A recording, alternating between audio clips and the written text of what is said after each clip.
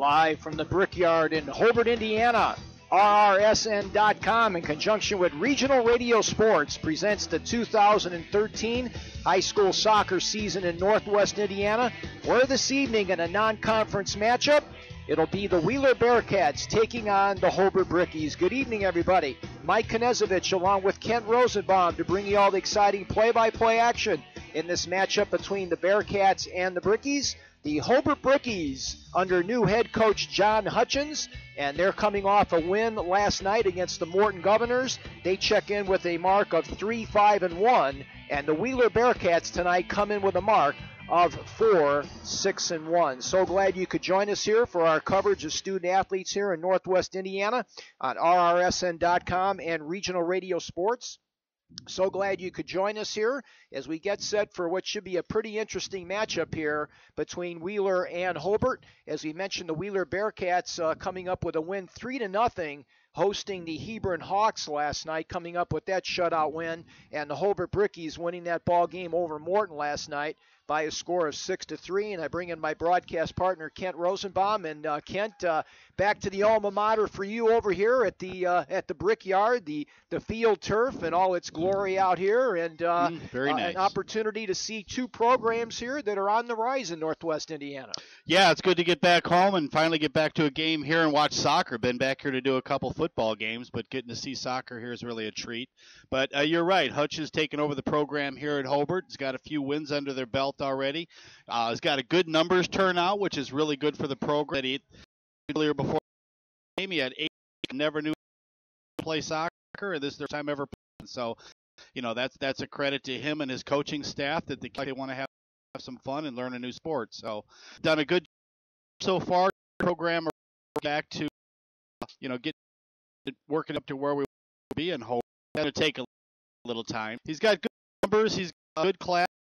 He's got good enthusiasm. So the future's looking bright for Hobart.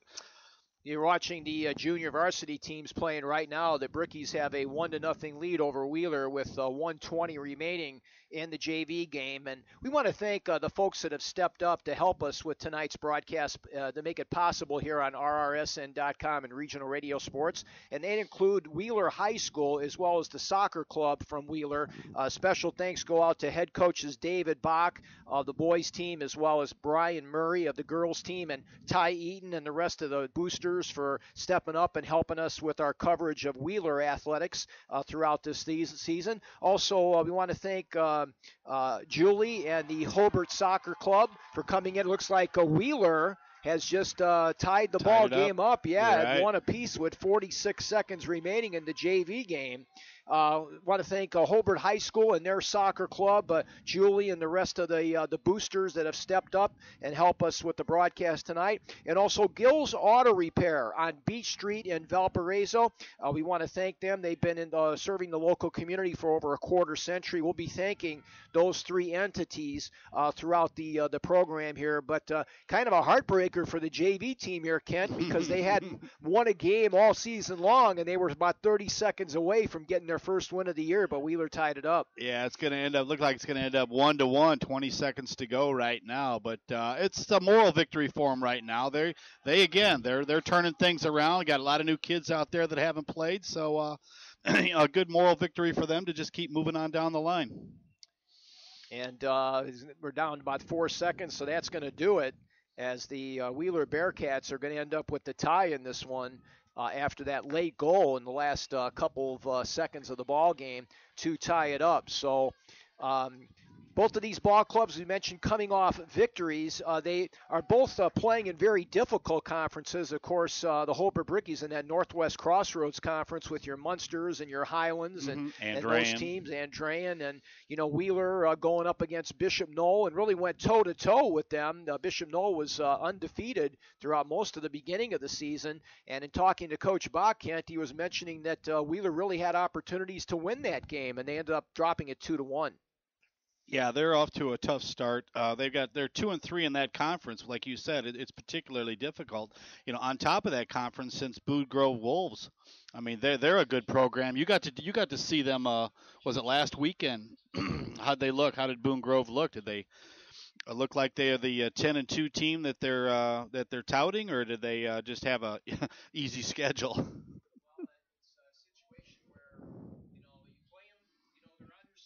They're on your schedule, and you play the teams that that are on the schedule, and that's the hand that you're dealt with. And a situation there where you play the teams that are on there, and the teams you're supposed to beat, you beat, and those the other ones that they're toss-up games. Those are the ones that are going to put you over the top.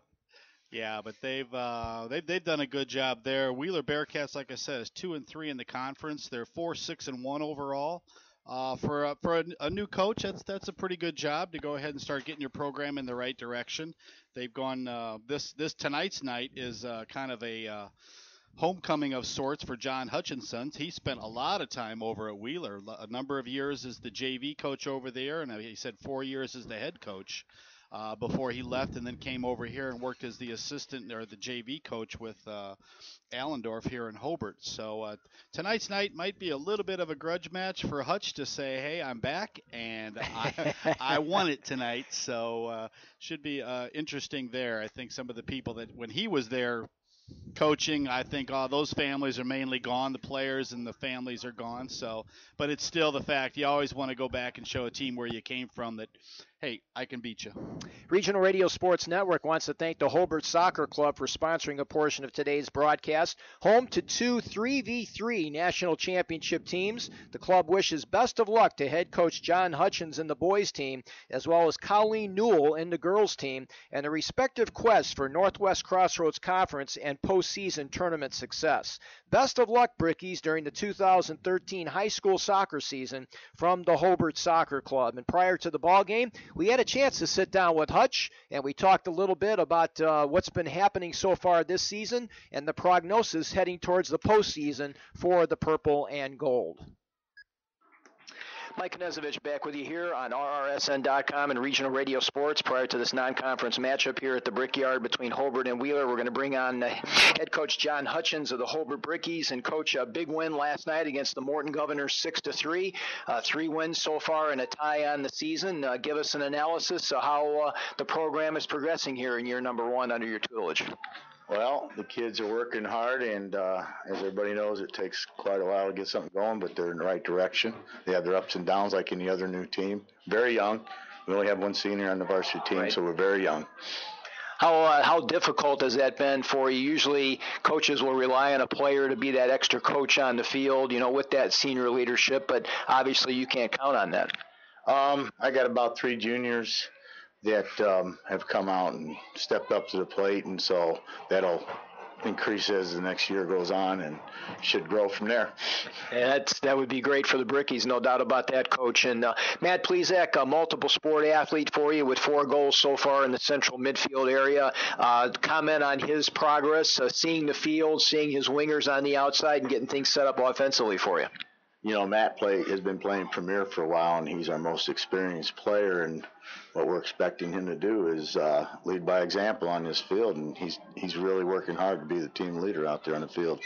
Up top, Hank Pimentel with 4 goals for you and a helper, and now Adrian Cantos as well with 4 goals. So touch base on those 2 youngsters, one a freshman and one a sophomore. Yeah, Hank I never pull him off the field. He's just got all kinds of energy, and he works hard. He holds the ball a little bit too much sometimes, but and Adrian, we just moved him up last night, and he scored 2 goals, so you never know. And KJ Hluska, your junior keeper, doing a great job for you. He's got over 80 saves on the season, so he's keeping things tight for you. Let's talk a little bit about his play between the pipes and how he's been able to interact with those other 4 guys in the back line. Well, I don't know if that's good or bad for our defense, but everything's a work in progress. I've got my other sons come out and help goalie train now, and KJ started this year, and he's progressing very well, very well. I mean, it's all work in motion, man.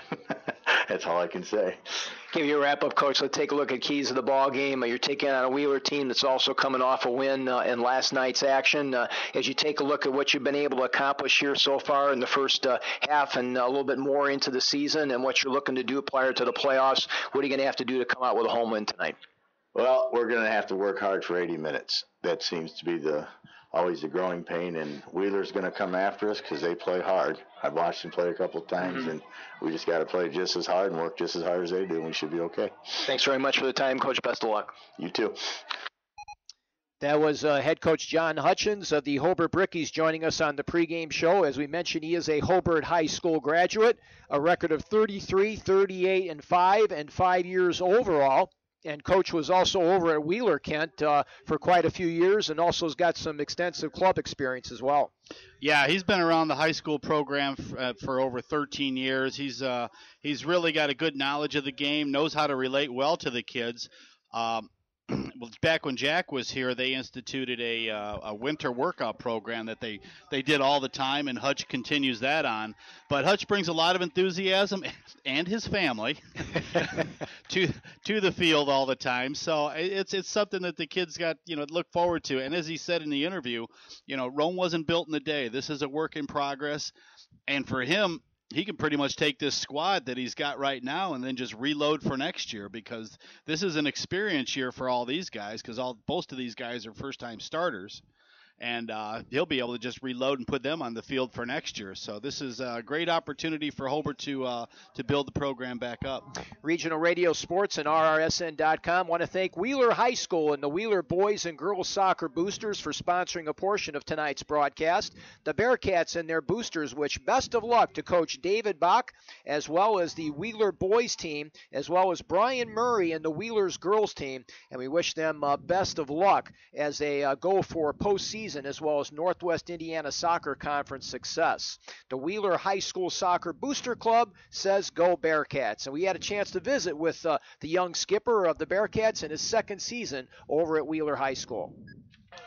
Welcome back here to the pregame show on RRSN.com and Regional Radio Sports. David Bach, the head coach of the Wheeler Bearcats, is going to join us here live from the Brickyard prior to the game against Hobart. And Coach, congratulations last time out, a 3-0 victory at home against the Hebron Hawks in the NWISC. Obviously, you had to be very pleased on both sides of the ball, putting the ball in the net, finishing, and also keeping them off the scoreboard. Yeah, defensively, it was a good effort, solid. We really didn't put too much pressure on Patrick in the goal. We were able to clear up anything that they had in the back that they had to deal with. And we've been talking a lot with our center midfielders to really take control of some of the games, and they did a nice job of that last night and got a lot of opportunities for the forwards, and luckily they were able to put a few of those away and give us a kind of a comfortable win before this game. Coach, we talked about some of the near misses prior to the interview in the NWISC, some very tight ball games that you thought you had control of the play and just weren't able to finish. It's really got to be a tribute to the seniors on this team and the leaders on this team that they kept things together here, and we've got a positive outlook headed down the stretch. Yeah, I think we look at our schedule. We've got a lot in the middle of the season where the real tough games come in, and a lot of the results didn't go our way this year, but we were in the games and we battled, and I think comparing it to last year, this group of seniors really, when we went down in games, really bounced back really well and fought, and that's something that I think, regardless of the result during the regular season, is going to give us a lot of confidence going into the sectionals and hopefully beyond that, to be able to fight in those games, and if we do go down a goal, to be able to bounce back and keep ourselves in it and keep our heads up, and that fighting spirit is kind of really an important thing, and the seniors have done a nice job of getting everybody else on the same page with that. And speaking of the seniors, Joey DeSimone and Ben Moritz have obviously been on the forefront of that situation. Very impressed with those two young men in transitional soccer, getting the ball from the defensive third in the men, and then transitioning, not giving away defensive chances on the other end, and getting them up to Cam as well as the rest of your strikers. Yeah, their linking play is really, really important, and we've been talking to them about improving playing off of each other, because both of them in the past have really been good individually, but we haven't found the game where we've really, for 80 minutes, had both of them playing off of each other and complementing each other real well for the entire game, and I would say that Hebron was probably one of our closest games where they did that really well.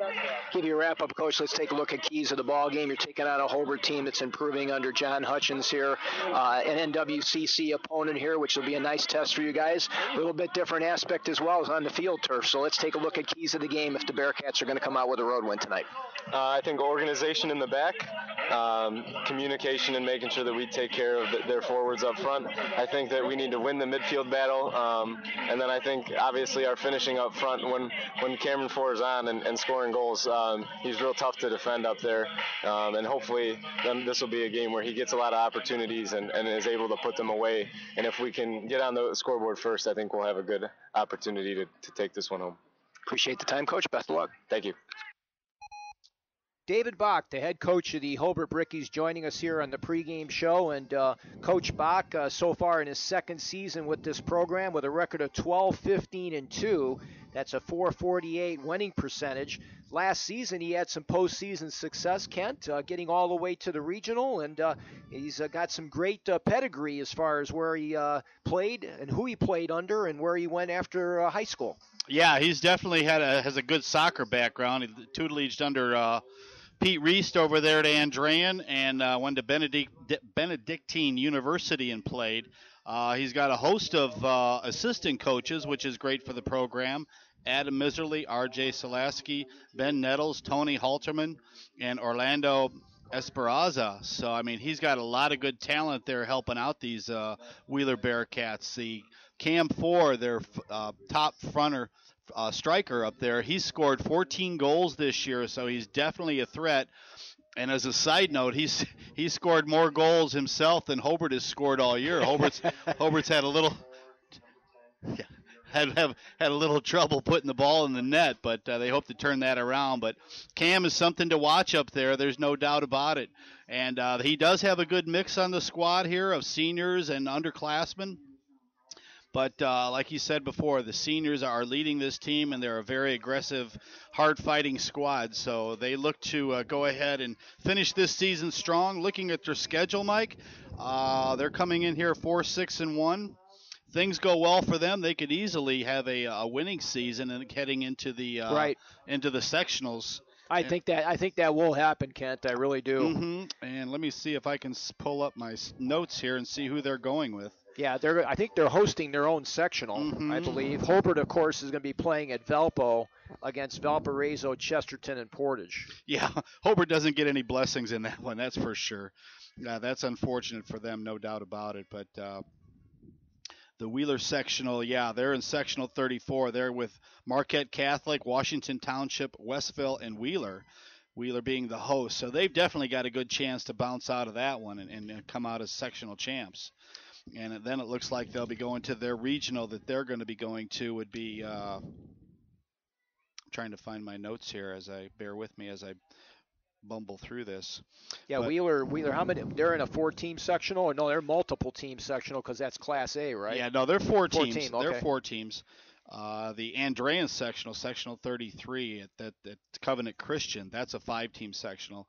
Andrean, Covenant Christian, Knoll, Hanover Central, and Rensselaer Central. Imagine that. The two of the top teams in the state in 1A are in the sectionals together. Right. So one of those guys is going to be knocked out. That's matter of fact, it was the opening round last year because obviously It's not seeded. It's just a blind draw.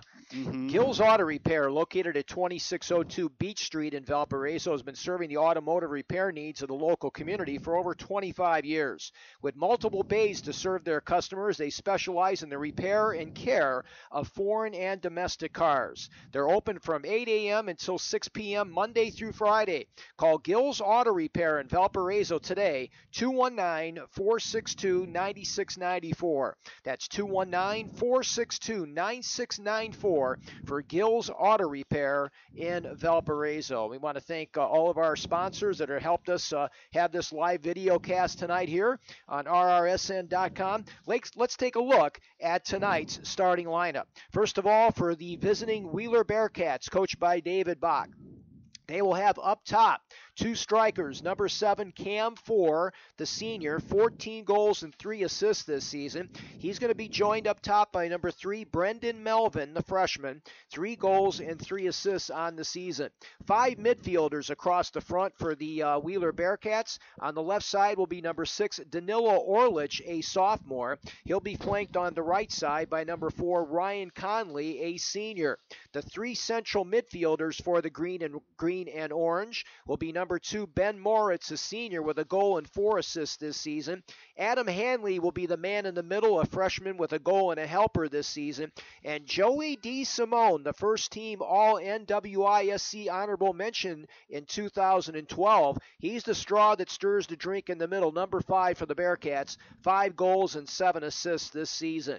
The 3 defenders in the back, number 23, Michael Johnson, a senior. The central midfielder will be number 10, Alex Ashery Jr., and the right forward will be number 24, Austin Henson, a senior. In between the pipes for the Bearcats, number 0, Patrick Berg, a senior. He has played 10 games this season, has given up 21 goals, has a 2.10 goals against average. He's pitched 5 shutouts this year and has 60 saves to his credit. So that is the starting lineup for the Wheeler Bearcats. And the teams right now are coming out to the midfield area right now. They're going to be introduced by the PA guy. But we're going to also take a time as well to recognize the student athletes here as they line up on the pitch. Let's take a look now at the Hobart Brickies. They are coached by John Hutchins. They will have a little bit of a revised lineup tonight because of some injuries. The guys up top will be number 9, Hank Pimentel, a sophomore, with 4 goals this season. He'll be joined up top by number 14, Adrian Contos. Contos is a freshman. Then at the outside midfielder is going to be number 5, Justin Olsted. Olsted, a senior, gets the starting nod off the left side. On the right midfield area on the outside will be number 7, Greg Gill, a sophomore.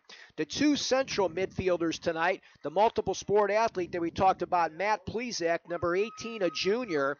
And then Carter Gibson is going to move up from his stopper position to take that other central midfield position.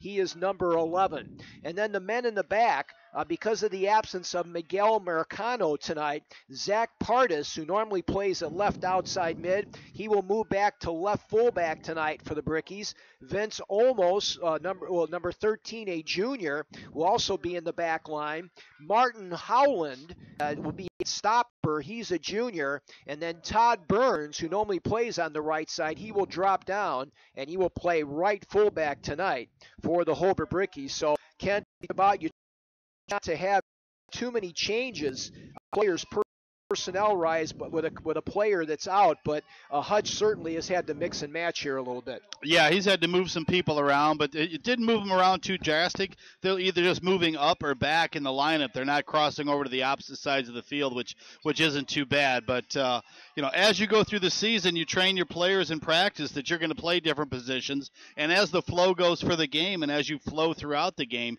you learn to cover for your teammates. So you pretty much know where you need to flow to and to keep your shape for your structure of your team. So you kind of go back and forth and fill where you have to. Hobart's playing a 4-4-2. They'll be doing the stopper sweeper diamond in the back with the 4 midfielders, and I'm sure Plesac will be doing a lot of the attacking. He's got 4 goals on the year, so he'll be heading up top. On the Wheeler Bearcats, they're running a 3-5-2 formation, of course, depending a lot on Cam 4, and we honor our country with the national anthem right now.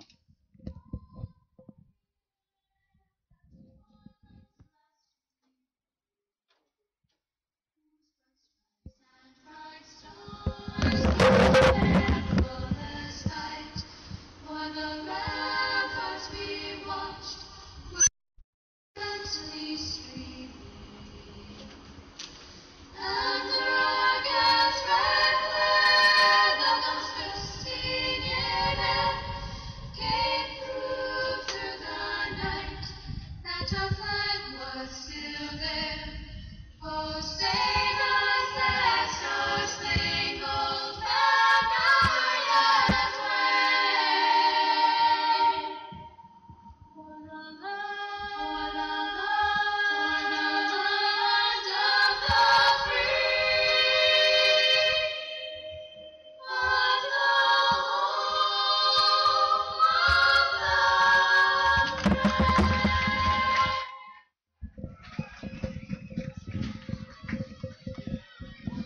And special thanks again to all of our men and women that fight for our freedom each and every day, here as well as overseas in the United States of America.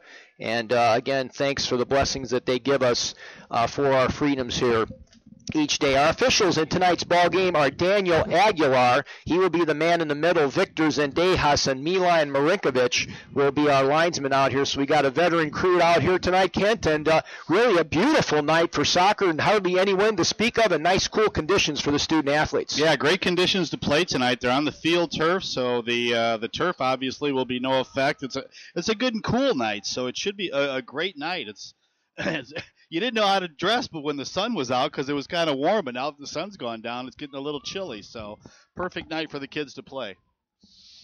Getting ready to start now. Hobart will be going from left to right for the first half. No wind to worry about, as we talked about.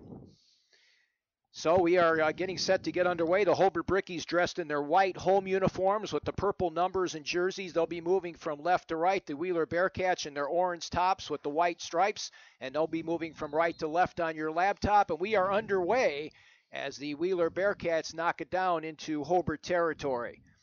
As we talked about, as KJ Haluska gets the soccer ball for the Brickies back there, the junior. 9 games, he's given up 25 goals. That's a 2.78 goals against average, 3 shutouts, and 88 saves on the season. Daniel Diaz is operating the camera to my immediate left. We want to thank him and also thank Jacob Moss, who did a great job for Wheeler in the last game over at Wheeler High School. Now midfield third on the play, headed up the elevator shaft over there by Michael Johnson. Johnson playing that left outside mid position now, and Wheeler trying to extend things. And Kent, what about the field turf here and how that affects the play, mainly in that all-important midfield area? Well, you're going to get true bounces. You're going to get quick skips, so you got to be able to make sure that you can get down and react to the ball right away. So you're going to get real true and quick bounces out of this. Your kick's got to be more online because since the ball's going to be moving faster, it's going to get by your target person a little bit quicker. Now far side on the play is the Bricks' Carter Gibson battling over there on the far side against the Bearcats.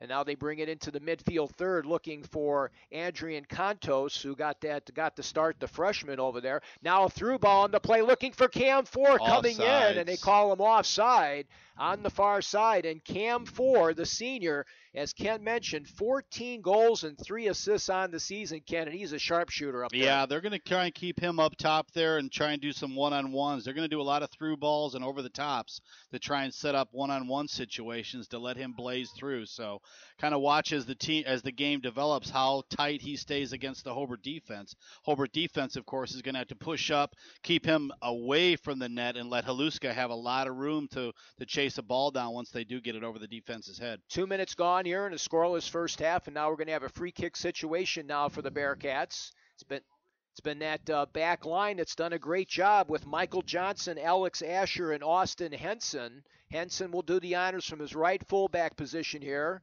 No wind to speak of at all as he kicks it to the midfield area. Gets over the head of Joey DeSimone, who had a terrific game last time we had the video cast against Boone Grove. Now reverse header on the play by Ben Moritz and a laser beam again off the 4-4. And I tell you what, Ken, anything from probably 30 yards and in, he's going to take a shot. Yeah, he likes to shoot. That's obvious with the amount of goals he has.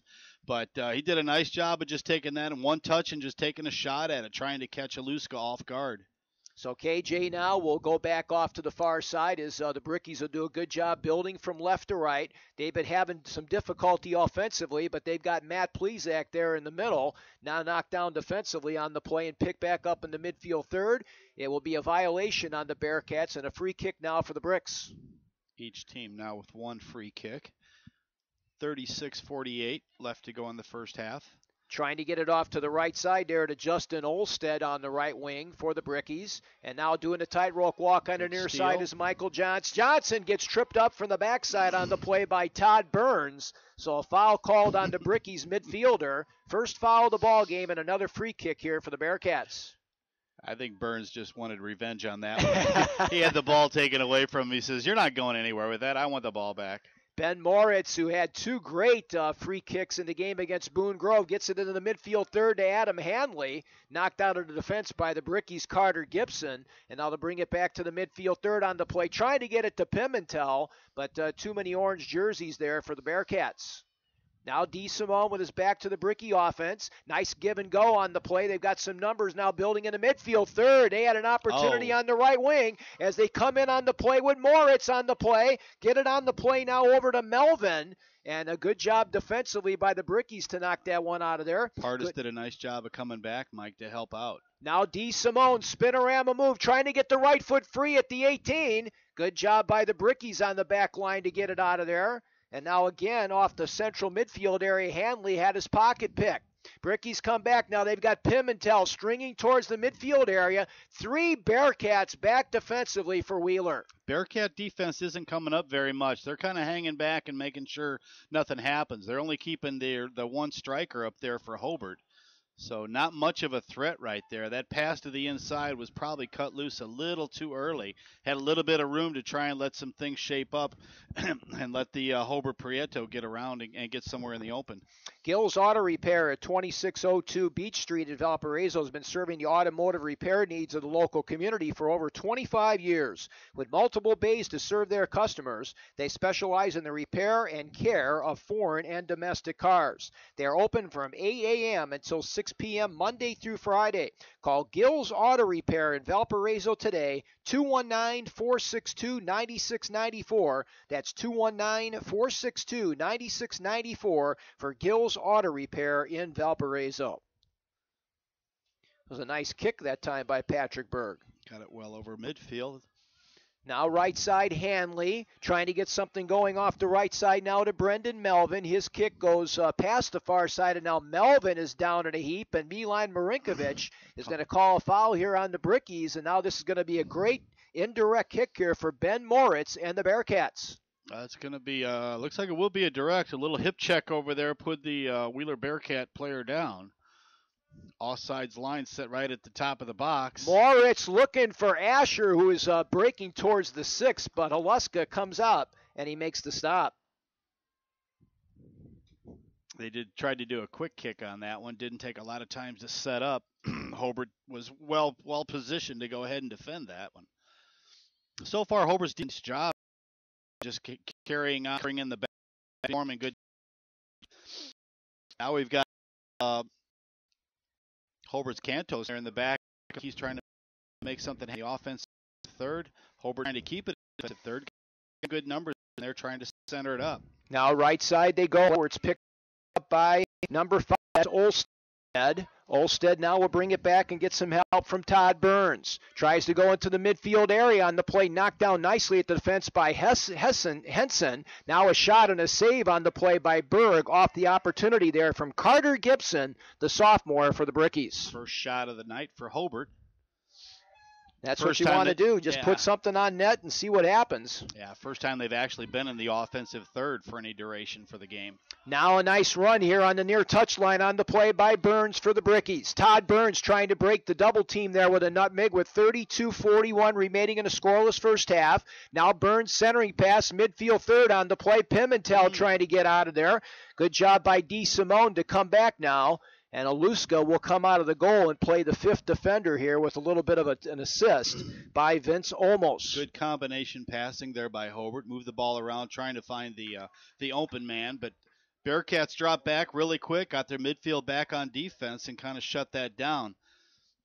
Now it's going to be a throw-in here for Cam 4 on the near sideline for the Bearcats. 32 minutes remaining in a scoreless first half. 4 with a strong throw, and Haluska comes out and intercepts the cross. Nicely done. Well done. That was a nice throw. That reminds me of back in the days. Remember the flip Yes. throw-ins? We saw that the other day. Oh, did you? Yeah, we did in a girls' game, as a matter of fact, Kent. It was over at Wheeler High School. One of the Boone Grove kids was doing that.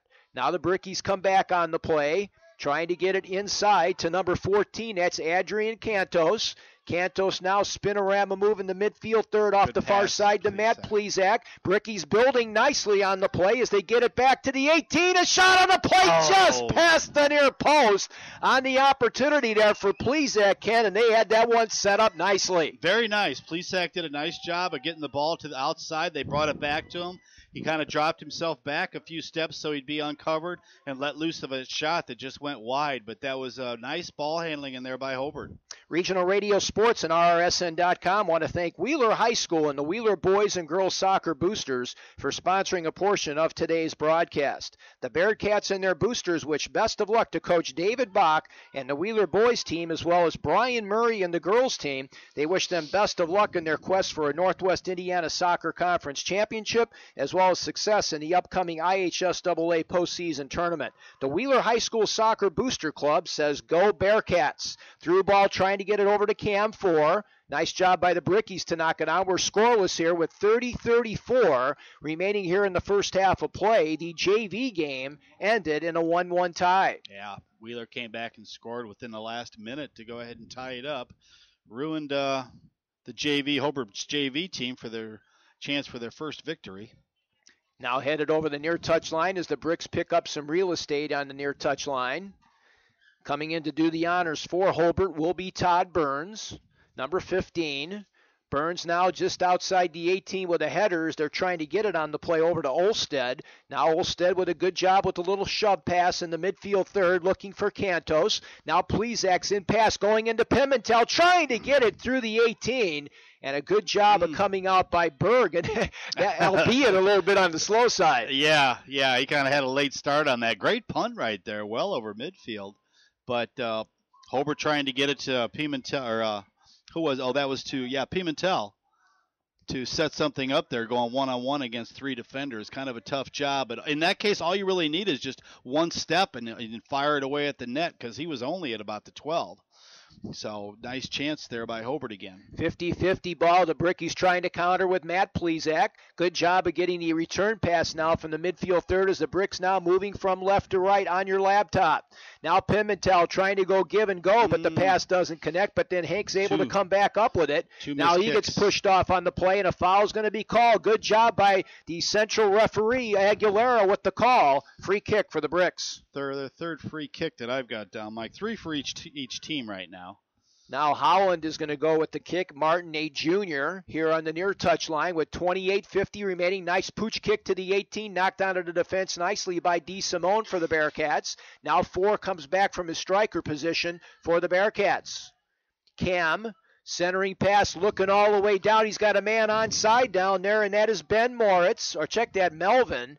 But then the pass is intercepted. It looks like Hobart's starting to get their legs underneath them a little bit, Kent. Yeah, they do look like they're getting a little bit more zip on their offensive end. That transition right there was pretty good. You could see that Cam was just trying to pop it over the defense to his fellow striker to get a run going. But Hobart did a nice job of turning that one back around and getting it back in the offensive third. Nice job on the header in the back line there by Alex Asher playing the middle for the Bearcats. We're down to 28 minutes remaining here and a scoreless first half from the Brickyard in Hobart, Indiana. Now Cam Ford working hard against Todd Burns for the Brickies. Goes back to the defensive end on the play, and a good job of pressuring there by Pimentel, forcing the turnover. Now they try to get it into Hank now with a chest trap, but he loses it over the near touchline, throw in Wheeler. Well, that's what, attackers got to realize, too. When they don't have the ball, they are defenders. They're not just simply attackers. Pimentel did a nice job of putting pressure on the man with the ball to go ahead and make a mistake so Hobart can regain possession. Now midfield third, Pimentel on the play, got it over to Carter Gibson. Now a return pass on the play, and the shot goes past the near post by Adrian Cantos, the freshman, who's getting an opportunity because of the absence of Wooly Prieto, the sophomore, up top. And Regional Radio Sports Network wants to thank the Hobart Soccer Club for sponsoring a portion of today's videocast. Home to 2 3v3 national championship teams, the club wishes best of luck to head coach John Hutchins and the boys team, as well as Colleen Newell and the girls team, and their respective crests for Northwest Crossroads Conference and postseason tournament success. Best of luck, Brickies, during the 2013 high school soccer season from the Hobart Soccer Club. We're down to 26-42 remaining in a scoreless first half here between the Bearcats and the Brickies. As you had mentioned, Kent, Hobart trying to get their offensive sea legs underneath them, so to speak, and mission accomplished the last couple minutes. Now a through ball looking for Pimentel. Pimentel coming in, and Berg had to come out because the Bearcats didn't check anybody, and now the Bearcats defense is talking to Berg there saying we got to make sure we're on the same page. They were not on the same page.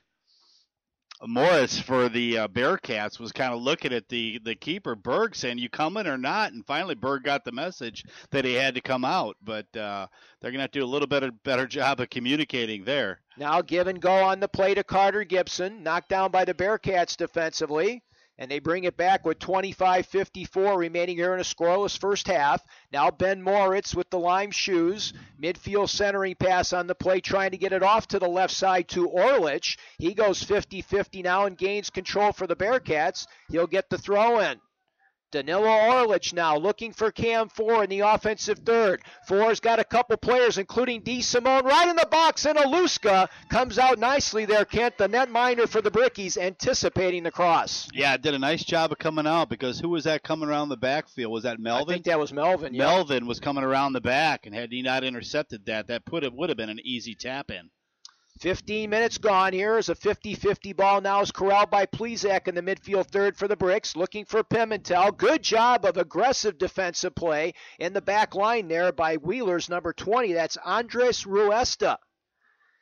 Ruesta did not see a lot of action against Boone Grove in the last broadcast, but they've got him in there tonight, and so far a prominent role being put on there by the freshman. Hobart's doing a nice job of passing and staying open and keeping good form on their squad to have somebody open to work the ball to. It's just that they can't connect up there in the offensive third to go and put one in the net. But they're doing some nice ball movement. They're positioning themselves well, and the defense is keeping a good eye on Four to make sure he doesn't get a breakaway that they can't control. Jason Heilich, number 17, a freshman midfielder, is into the ball game, replacing Justin Olstead for the Brickies. 24-17 remaining in a scoreless first half. Midfield third on the play to Carter Gibson. Gibson trying to break the Bearcat double team. Got it to Pimentel. Here's Plezak trying to work his magic in the midfield third. Matt trying to get some help. Got the left foot free. Here's a worm burner and an easy save on the play for Patrick Berg for the Bearcats. Yeah, that was a spinning left foot by Plezak. Did a nice job of recovering the ball and hanging on to it with the defensive pressure he was getting, but couldn't get anything on that kick. Yeah, and of course, Kent, you've seen Plezak in the gridiron here with the Brickies as well. Very consistent field goal kicker and extra point man. Now centering pass at the 18 to get it off the left side, but Adam couldn't control it. And now a throw in here for Melvin and Wheeler with 23-27 remaining in a scoreless first half. Now Orlich with a nice one to got it to D. Can't by the Brickies, so now feels now the Brickies do a breaking up that for Pimentel. Hank with a ground ball attack on the play. Good job by Moritz to get back there and back check, Kent. Yeah, good job of covering the center of the field for Wheeler. Now midfield third is D. Simone. D. Simone, a guy with only not a gaudy statistics out there, but 5 goals and 7 assists, but really does a lot of the little things for Coach Bach to help them win soccer matches. D. Simone, those aren't bad numbers, no, though. Not those at aren't all. Bad numbers at all to have in a mid-season, a little over mid-season. So you're definitely contributing to the success of the team. Daniel Diaz running the camera out here for us tonight. We want to thank him as well as Coach Bach. Also, Jacob Moss did a great job for us over at Boone Grove High School earlier this season. Beautiful night for soccer here in Northwest Indiana. So glad you could join us here on RRSN.com. Midfield third on the play. Good defensive effort out there by Pardis. Pardis did a nice job of seeing the pass come and taking it away. And he's not playing his natural position, Ken. He's normally a left outside mid out there, but really did a great job of coming up as now Moritz knocks it up the elevator shaft into the Bricky bench. Well, he's still on the left side, so all he's got to realize is I just can't be as aggressive as I would be at midfield. So he's got to hold back. His primary job is to make sure that nobody gets by him or anything happens on that side on defense. But he can go. If he's got to run, though, I expect him to take it because he's got that midfield mindset that he's going to take a run through. Now Burns, ground ball attack into the midfield third for the Brickies. Plezak now working on DeSimone, trying to get it off to the far side, but a good job by Moritz. Right now, every inch of real estate being fought for here on the field turf at the Brickyard.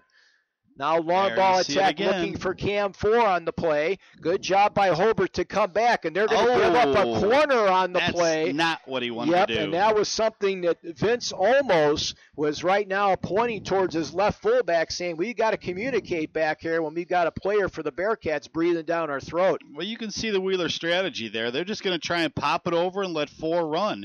That's their main strategy right now. If they see they can get some space out there to drop the ball in, he's going to go for it. But a dubious error here by the Hobart defense to go ahead and give up a corner kick like this. Moritz goes short on the play, gets the return just outside the 18, and a great job that time by the Brickies, and they got a counterattack now with Pimentel. On the right side, they got a nice run as well, and a little bit too far on the play, and a great job by Resta there to break up that long run for the Bricks. Poorly executed corner kick by the Bearcats, but a little too much dribble in there for Pimentel. Now Carter he had some people up there that he could have passed to or just stopped to play. A good player just sometimes stops to play and say, this ain't working, we're going to hang on to the ball. But defense for Wheeler did a nice job. Who did we say that was? That was number 20? That was Aresta. Aresta did a nice job of shutting down that play. Carter Gibson out of the lineup, replaced by Justin Olstead, the senior for the Brickies. We are halfway through the first half and a scoreless tie here. The light's starting to take effect. Alex Asher's pass now knocked down nicely at the defense. Now back to the midfield third. Pimentel working his magic. Here's a little one-touch, and Berg lets it go over the goal line. It was not deflected, so it will be a goal kick for the Bearcats. And Gill's Auto Repair, located at 2602 Beach Street in Valparaiso, has been serving the automotive repair needs of the local community for over 25 years. With multiple bays to serve their customers, they specialize in the repair and care of foreign and domestic cars. They're open from 8 a.m. until 6 p.m. Monday through Friday. Call Gill's Auto Repair in Valparaiso today, 219-462-9694. That's 219-462-9694 for Gill's Auto Repair in Valparaiso. Now Joey DeSimone off the left side for the Bearcats, off the feet on the play from Can 4, comes in with a right-footed shot past the near post. Good job by Haluska to cut down the angle for the Brickies. Well, good job on that run there by DeSimone, because he got the angle on Burns, the defensive defender for Hobart. Did a nice job of cutting in and getting the angle on him to have that shot at the goal. Jason Heilich now out of the lineup, Kent, as they come back in with Carter Gibson, the sophomore. 2 shots on goal for Wheeler and 3 for Hobart so far in this game. We're down to 18:30 to go in this half. Plezak with a through ball on the play, and the Bearcats do a much better job there, Kent, of sealing off, as Henson was able to communicate that time with Berg. Yeah, this time they were talking, but most importantly, he cut off the line to the ball for Cantos, wouldn't let him get to it until the keeper Berg could get out there and pick it up. Now Burns trying to get something going, stolen by Cam 4 for Wheeler. The Bearcats back now on the attack, trying to tip it to himself on the play, runs over a Bricky on the play. Now they go 50-50, shoulder to shoulder, towards the near touchline on the play. Good save. And now Moritz had his pocket picked by Burns, and now Roresta will have to come back up. Got his pocket picked by Pimentel. Hank coming in on the play on Roresta, just outside the 18. Gets some help now from Burns. Here's his centering pass that's going to end up being a shot on goal and a save by Berg. Yeah, Berg did a nice job coming up from defense back there. I mean, that's what you want to see. You want to see your defensive guys make some runs up there. Yeah, they've had a couple nice runs here on the near sideline, but Roresta has been able to thwart those things because they got the ball a little bit too out in front of them. And Burns normally is a midfielder, so that was natural for him to go up there and make that run like he did. Now, so far the Brickies, the position changes have not hurt them too much in this game, as now a foul is going to be called on the Bricks. It's going to end up being a free kick now for Ben Moritz and the Bearcats with 17 minutes remaining in a scoreless first half here at the Brickyard. So doing the honors will be Moritz. Moritz very dangerous here on these set pieces with a goal and 4 assists this season. He was our Centaur Bank performer of the ball game last time out. Moritz looking for Cam 4. It deflected off the Brickies. It's going to be a corner kick now for the orange and green. It was probably good that he deflected off the Bricky because that ball was coming right down to 4 who had gotten behind the defense. So it was a good thing that somebody did get their head on it. So Ben Moritz now will be looking for a plethora of Bearcats as D. Simone is up there. They've also got Orlich there going to the far side on the play. Good header by Plezak to get it out of there outside the 18. And now they come back on the counter with Adrian Cantos. Can't control the ball. Got it out too far. Yeah, Cantos again just tipping that ball a little bit too far, Ken, and that's been kind of the modus operandi tonight of the Bearcats, or the Brickies rather. They've been just leading themselves too much, and now a forearm shiver in the back, and that's going to be a foul on Hobart. Yeah, you can see that on the video cast there. There was a little chuck right there. So this is going to be the 5th free kick that I've got down for the Bearcats. He sends it about down to the 30-yard line, stopped by Hobart. Now Hobart brings it back over to midfield. Pimentel trying to control the ball. Let's see him get rid of it. He gets rid of it rather quickly. We're kind of watching him because the storyline on him is he dribbles too much. So we'll see how much that he's been going to start releasing his passes a little bit more.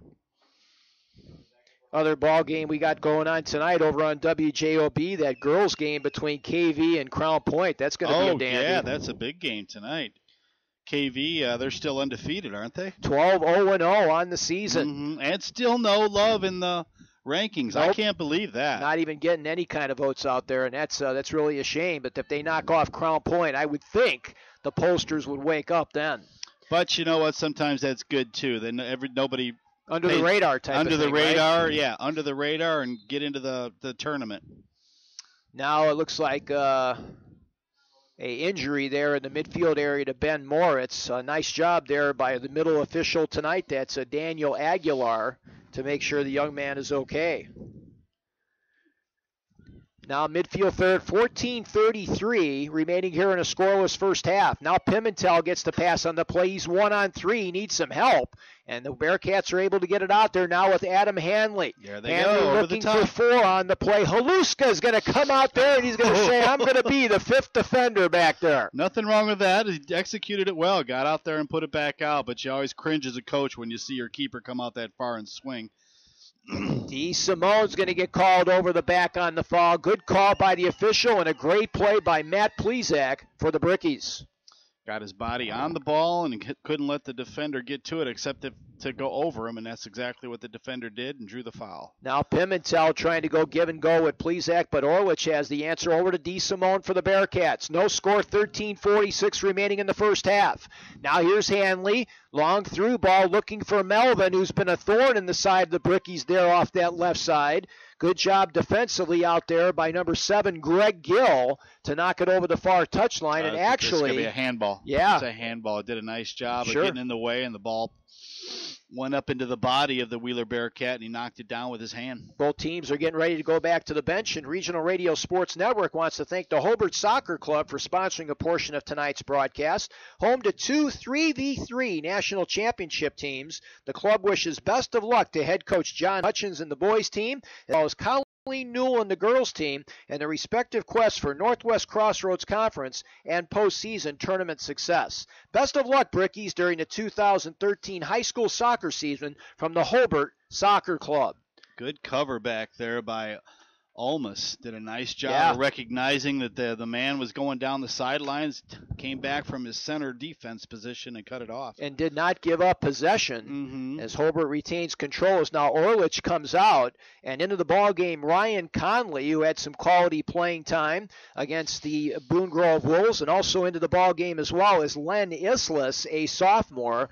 He'll be in there. Olstead now will exit for the Brickies, and they'll come back in with Todd Burns. So both teams going with about a 15-man rotation here, Ken. Yeah, that's a good thing to do. Get everybody in there, get some time going. You get a chance for everybody to take a breather. Coach can talk to them. I tell you, I'm pretty impressed with the composure of the Hobart defense. They've been moving the ball well back there. They get the ball. They don't panic.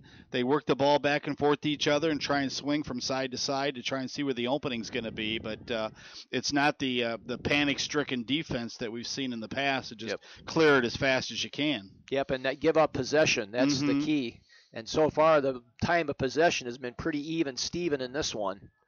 11:40 remaining in a scoreless first half. Neither team has had a real glorious chance yet. That's but credit to the defenses. Now Pimentel trying to change that scenario at the 18. Deflected up the elevator shaft as it spins away. Trying to get control now is Plezak, and they're going to call offside on the Brickies in the midfield third. And Regional Radio Sports and RRSN.com, we also want to thank the Wheeler High School and Wheeler Boys and Girls Soccer Boosters for sponsoring a portion of tonight's broadcast. The Bearcats and their boosters wish best of luck to Coach David Bach and the Wheeler Boys team, as well as Brian Murray and the Wheeler Girls team. Best of luck in their quest for a Northwest Indiana Soccer Conference championship and success in the upcoming IHSAA postseason tournament. The Wheeler High School Soccer Booster Club says, "Go Bearcats." Good job on defense down there by Hobart. Who was that for Hobart? I believe Marcano. It was, Marcano did a nice job. Here's the throw in now by 4 at the 18. Islish trying to get in there, and they said it was an illegal throw in there by 4. He's got a rocket for a throw-in. He sure does. He can get it, the full. That's a glorified corner kick right there. Oh, yeah. Yeah, that's definitely a threat. I remember when we played Chesterton. There's your flip, Kent. Oh, it's back. Ask and you shall receive. I see that. That got out about 35 yards. There's another one. How about that? Yeah, that's kind of a lost art here. And, of course, that is Miguel Marcano, who we didn't think was going to get any playing time tonight, but the young man has made his presence known right off the get-go. Now Burns with a nice pass to Pimentel. Ruesta is right there, but Hank is able to control. Pimentel trying to go beautiful through ball looking for Burns. Here's Burns cross. Couldn't get the rotation counterclockwise to get it into the 6. He couldn't get his hips turned well enough to go ahead and put it out front. Did the right thing to try and get it back out front, but just the angle that he was pursuing the ball with wouldn't let him twist on it. Gill's Auto Repair at 2602 Beach Street in Valparaiso has been serving the automotive repair needs of the local community for over 25 years. With multiple bays to serve their customers, they specialize in the repair and care of foreign and domestic cars. They're open from 8 a.m. until 6 p.m. Monday through Friday. Call Gill's Auto Repair in Valparaiso today at 219-462-9694. That's 219-462-9694 for Gill's Auto Repair in Valparaiso. Olstead going out for Hobart. Who did we have coming back in? It looked like we had Heilig coming Jason back Heilig, number 17. Now Burns trying to do a nice one-touch over to Hank Pimentel. Back to Matt Plezak. Plezak now with a nice cross on the play as they change the field. Nicely looking for Heilig. Trying to save it over there on the far side. Tip back towards the far touchline. Throw in Hobart. 8:39 remaining in a scoreless first half. And Hobart now picking up some real estate now. We'll try to get something going in the mixer here. Throwing at the 18, looking for Pimentel. Boy, that was a shove in the back that was very close to PK land there for the Bearcats. Well, I tell you what, that's when the theatrics come in. That's when you fall down. That's when you drag it out. Got to do to get the 9.5 from the Russian judge on that one. Now Burns back on the play over to Marcano. Miguel really high up the elevator shaft, knocked out of there by Henson for the Bearcats, and they'll pick back up in the midfield third by Carter Gibson. Gibson now gets control over to Plezak, trying to get the left foot free. Here's the shot on the play by Plezak, past the far post. Good job by Berg to recognize it wasn't deflected by the Bearcats. Yeah, Plezak did a nice job of working the ball around to the side to set himself up for a shot, but he's just he doesn't have the opportunity to get the ball in closer. They've been shooting everything from about 30 yards out, which they're not getting enough on it to even challenge. Regional Radio Sports Network wants to thank the Hobart Soccer Club for sponsoring a portion of tonight's broadcast. As now Plezak's centering pass will be intercepted easy by Patrick Berg. Home to two 3v3 national championship teams. The club wishes best of luck to head coach John Hutchins and the boys team, as well as Colleen Newell and the girls team, and their respective quests for Northwest Crossroads Conference and postseason tournament success. Best of luck to the Brickies during the 2013 high school soccer season from the Hobart Soccer Club. 7 minutes remaining in a scoreless first half. Now an opportunity for Hobart on a play off the post, the shot, and a goal! The Brickies able to take the lead as they got the ball in the midfield third on the play, and tickling the onion sack on the play at the 33:08 mark of the match. Is that Gibson? It is Carter Gibson that gets the goal for Hobart. And for the sophomore, he gets his second goal of the season as he rattled it off the goalpost. Again, the time of the goal, 33:08. Yeah, and he took that shot from out, but this time he had a little motion with the direction of the kick, so he got a little bit more on it and took it off the far post and into the net. So nice job by Gibson to go ahead and make that happen. I think that was unassisted. I think it was. It came out of the mix, and he picked it up. So Carter Gibson, who's, again, another one of those Brickies who changed his position on the pitch tonight because of that injury to Marcano. Miguel now back in the lineup, so the Brickies at full strength and got themselves a 1-0 lead. Yeah, and now he's going to say, Coach, I don't want to go back to defense. Leave me there, Coach. I ain't going back. Exactly. Put me in at center field, as they say. Mm-hmm. Now he's got the glory and the Knights here on a Thursday night here in Brickyard, a chance to tickle the onion sack. Berg with a great chance there, Kent, to deflect that ball off the post. Almost was able to get enough of it. Yeah, it was close. He made a nice effort at it, but it all happened so quick at him. The ball came in with such pace that he couldn't react well enough. Now free kick for the Brickies. 5:50 remaining in the first half. Hobart up 1-0. Now D. Simone trying to get a counter here for the Bearcats. A good job by Plezak to hold him off. Matt very calm there in the midfield third for the Brickies. Yeah, I'm impressed. He handles the ball well, knows where his teammates are. Now good job by Berg to come out on the play. And this really allows Hobart now, Kent, a lot of margin for error. The main thing that they cannot do here is circle the wagons here. You got to play your game as you've done this first 35 minutes. Yeah, I wouldn't change anything. They just got to keep going as they are. But 4 is such a threat up there. I mean, you've got to definitely keep an eye on him because he's only one break away from tying this. Henson gets it back now to Berg. Back to the midfield circle, headed up the elevator shaft nicely on the play by the Brickies central midfield area. Chest trap now here in the midfield third with a spinorama move by Martin Howland. Knocked down now by Henson with 4:50 remaining in the first half.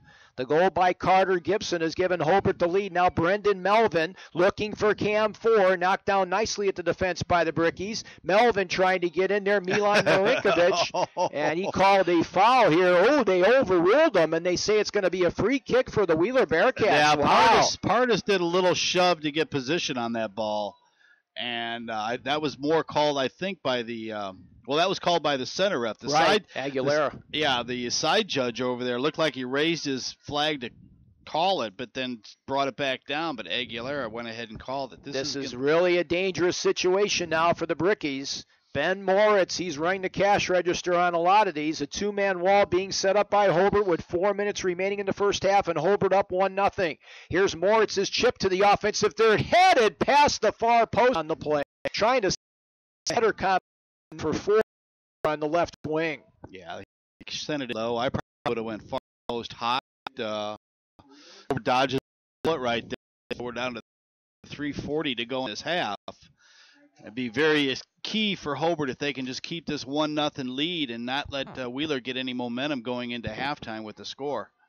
Now 50-50 ball in the midfield third, controlled by the Bricks as they go give and go with 3:30 remaining in the half. Bearcats trying to gain control now in the midfield circle as Plezak now knocks it off the far side. Good job by Henson to head it right back to Berg and use him as the fifth defender. And Gill's Auto Repair, located at 2602 Beach Street in Valparaiso, has been serving the automotive repair needs of the local community for over 25 years. With multiple bays to serve their customers, they specialize in the repair repair and care of foreign and domestic cars. They're open from 8 a.m. until 6 p.m. Monday through Friday. Call Gill's Auto Repair in Valparaiso today, 219-462-9694. That's 219-462-9694 for Gill's Auto Repair in Valparaiso. Nice, got a little dicey back there. Yeah. That was a nice header back. I mean, almost did the right thing to head it back, but Haluska didn't bring it down clean. Here's Cam 4 now coming in on a breakaway at the 18, got taken down from the backside, and that's what you call a good penalty, Ken. I don't know. We're going to see. This may be a card. Let's see if he throws a yellow or the red at him, because he was on a breakaway and he did take him out. But it was outside the box. But remember, this is that new rule. Oh, that's right. This is that new rule. If this on a breakaway in the past and you take a guy out, you're red carded right away. The referee has the choice of was it malicious or not. And in this particular case, I guess he didn't think that it was something intentional, but just both going after the ball. So Marcano gets the gate, and now Cam 4 is going to try to curve that ball around the three-man wall for the Hobart Brickies. 2:23, the clock stopped on the foul. Who did we give that card to? That was to Marcano, Miguel Marcano. So Asher along with 4 are up there now. 1-0 lead for Hobart, but it's in danger here now with the sharpshooter. 4 gets it on frame, and a save by Haluska on that laser beam off the foot of Cam 4. Believe it or not, that's Haluska's first save of the night. Now midfield third looking for 4, trying to knock it down between the 6 and the 18. And unfortunately, I think he was trying to avoid a handball there. Nicely set up play, and fortunate for Hobart that 4 couldn't put that combination together, pull it in with his 1 foot and set himself up. Now an opportunity here for Brendan Melvin. Good job defensively by the Brickies back there with Vince Olmos. And Olmos was able to get some help there off the left side as well. Now Joey DeSimone. Good job of back checking by Olstead for the Brickies. And saved nicely on the play by Todd Burns. Beautiful play there by Burns. Now Pimentel looking for some help with $1:28 remaining in the first half. Hobart up 1-0 as right now the soccer ball plays piggyback on the backside of Matt Plezak. Canto's chasing the ball well into the deep zone. Boy, nice job of getting it out of there by the Bearcats. And now they bring it back with Conley. Hobart lost communication right there. Plezak able to thwart that counter there by Conley. That's what you call a good foul. That's a good foul. Shoulder to shoulder. Yeah, but stop the play. 1 minute. 1 minute remaining here in the first half as Ben Moritz goes with the free kick looking for 4. Deflected back towards the 18. Aluska comes out, and he avoids the collision there with the Bearcats. Is right now writhing in pain here on the turf for the Wheeler Bearcats. I believe that's Brendan Melvin. They're going to stop the clock here with 39 seconds remaining in the first half.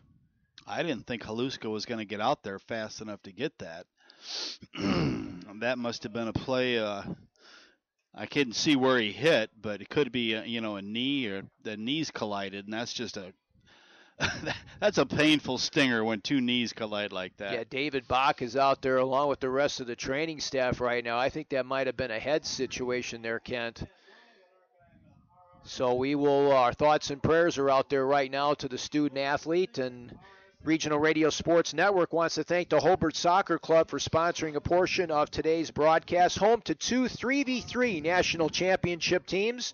The club wishes best of luck to head coach John Hutchins and the boys team, as well as Colleen Newell and the girls team, and the respective quest for Northwest Crossroads Conference and postseason tournament success. Best of luck, Brickies, during the 2013 soccer season from the Hobart Soccer Club. Now, the other rule changes this year is during an injury timeout, you can talk to your players. In the past, you could never talk to your players when something like this is going on, but you can see over there towards the Hobart bench, it's not twisted up there, John Hutchinson is talking to his squad right now to give them some pointers, as the Wheeler Bearcat is still down on the field. Did we decide that was Melvin, I believe it is. It is Brendan Melvin. That Daniel Diaz here confirms that. And they're looking at the lower leg right now of Melvin. And the Bearcats are shorthanded as it is right now. They've got Nettles, who's out right now, and also out as well as Ethan Woods. So that's affected their depth, Kent. And right now I believe that's the right leg of Melvin that they're gingerly walking on right now. But thank goodness he's able to walk underneath his own power. Part is showing some class for Hobart to go over and shake his hand. Tell him I didn't mean it. Yeah, crazy situation, Kent, earlier this week with the young man from LaPorte High School. Oh, God. Passing away. Yeah, that was terrible. Yeah, just a situation there where he's just, kid's just running with his, his pads on, running in football practice, and next thing you know, he's gone. It's just a crazy situation. Yeah, and our prayers go out to the Cindy Vance, Leroy Vance. Her father passed away yesterday. Yep. So that's I know Bob he Locke. had a long time illness. Yeah, Bob Locke is in the family, is down there right now. So Bob and you guys are listening. Our prayers are with you, and our condolences to the Vance family. Yeah, and also condolences to Bob Schellinger and the LaPorte Slicer football family as well with that tragedy. We're down to 39 seconds remaining here in the first half. It's Hobart 1 and the Wheeler Bearcats nothing. Again, Carter Gibson getting that goal, his second of the season, coming at 33:08. So restarting this with the free kick at the top of the box is Haluska. Nice kick, just over midfield. Tipped on the play as they try to get it going offensively with Gibson. We're down to 23 seconds remaining in the half. Always very difficult to get restarted after an injury timeout, especially in the last minute of the first half. The last 20 seconds, it's like, let's just forget it and go into half. Down to 10 seconds remaining. 50-50 ball knocked out of there by Plezak, and with the ball going over the far touchline, the sands of the hourglass are going to run out here in the first half of play for the Brickies and the Bearcats. So Carter Gibson with the goal in the 34th minute of the match has given the Hobart Brickies a 1-0 lead over Wheeler here at halftime, Kent, and very impressed with the play on both sides, and just a situation there where Carter Gibson was able to take advantage of a loose ball by the mixer. Yeah, he was able to take that ball and at least get it with some steam going towards the net. He was being closed on by the defenders, so he did have to let go, and he had a good on line. He had a good on the goal. He was going for the outside. The keeper, Berg, got his hand on it, but it still went off the post and then into the net. So good job by Hobart. They've had some chances up there, Mike. They've been doing some things, but credit the Bearcat defense. They haven't let them do anything inside the box. Everything that they've been taking is from outside the box. So credit the defense for covering up well. But as those opportunities come up, that the young Hobart Carter Gibson was able to take advantage of it and go ahead and score the only goal of the game, and that goal coming at the 33:06 mark. So let me try and figure out my stats here and see where we're at. Ken, let's go ahead and take a break. You can total up that stuff, and then we'll come back and talk a little bit more here about the schedule for tonight, as well as the standings in Northwest Indiana. The pairings are going to be coming out tomorrow morning. Really? As a matter of fact, Ken, so surprise on that one. Yeah, this season's come and gone. Yes, yikes! Wow. We will go ahead and take a timeout, and we'll come back. 1-0. The Hobart Brickies with the lead in this ball game over the Wheeler Bearcats. You're watching exciting high school soccer action here on RRSN.com and the Regional Radio Sports Network. We're your ticket to the best seat in the house since 1992. And again, special thanks go out to the Wheeler and Hobart soccer communities. Gill's Auto Repair also with the so we want to thank everybody for their support of the student athletes out here in tonight's game. Teachers Credit Union introduces the new IU Athletics checking account in the exclusive IU Athletics Platinum Debit MasterCard. Show your spirit and open an account today with this exclusive and free IU Athletics Debit MasterCard that earns a rebate with no fees. For more information on TCU's products and services, visit tcunet.com or stop by your nearest TCU Service Center. Teachers Credit Union deposits are federally insured by the NCUA and we're an equal housing lender. Account subject to eligibility, terms, and conditions. See TCU Debit MasterCard terms and conditions for complete details. There's always a moment of truth where it's either put up or shut up. we were yelling our hearts out. Even in our weakness, even in our pain, we continued to push. I don't know where the pain went to, but all I know is that I had what it took. I am a United States Marine. PFC Darrell Willis serves his country as a Marine. Will you? Visit Marines.com or call 1-800-MARINES. This is boot camp. This is the real thing now. You've never done anything so hard in your life. You don't understand how you can finish. It takes inner strength and desire to become a Marine. When I finished, I was like, I did it. The moment I will never forget is when this drill instructor that I admired so much comes up to me and said, "Good morning, Marine." PFC Summer Volkman became a Marine. Can you? Visit Marines.com or call 1-800-MARINES. Mike Knezovich along with Kent Rosenbaum back with you here at the Brickyard in Hobart. 40 minutes of Rock'em Sock'em soccer action in the books here in Northwest Indiana. The Hobart Brickies with a 1-0 lead over the Wheeler Bearcats. Both teams with some opportunities kind of on the perimeter throughout the first half of action. And really, as a lot of these games go, Kent, a situation where the ball deflects out just outside the 18, and Carter Gibson able to pick it up about 25, 26 yards out, and he put a nice strike on the ball. Yeah, he did a very nice job of being in the right spot. Hobart is formed up real well as a team today. They've got good positioning out there. They're covering the spots.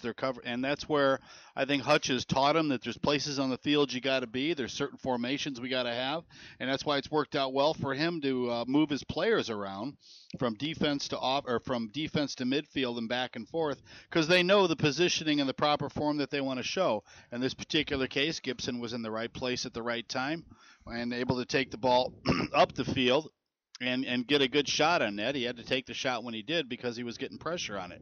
As far as the stats go, Mike, Hobart's outshot Wheeler by 6-3. Most of the shots, we've got 3 by Plesek and a couple by Gibson today. Haluska for Hobart's got 1 save. Hobart's had 5 direct kicks, 5 free kicks. On the Wheeler side, as I said, they have 3 shots on goal. Cameron Four's got 2 of those. Berg's got a couple saves. Wheeler has the only corner kicks of the game. They've got a couple of them, and one was set up by, I think, just a panic kick by the Hobart defense to clear the ball. He kicked it over the end line. And the other significant stat is that Wheeler Bearcats have had 9 free kicks. So Hobart's doing some pounding soccer out there, giving up a 9-5 advantage to the Wheeler Bearcats. They've only had a couple that have really been a threat. You know, one was on the far side there, and the one that was over here in the middle by those free Cameron. kicks, right? Yeah, but like I said before, I was impressed with the way Hobart's handling the ball. They're keeping good form. They're moving the ball back and forth. The Wheeler's defense is doing a nice job of keeping everything that Hobart wants to try outside the box. Regional Radio Sports and RRSN.com want to thank Wheeler High School and the Wheeler Boys and Girls Soccer Boosters for sponsoring a portion of tonight's broadcast.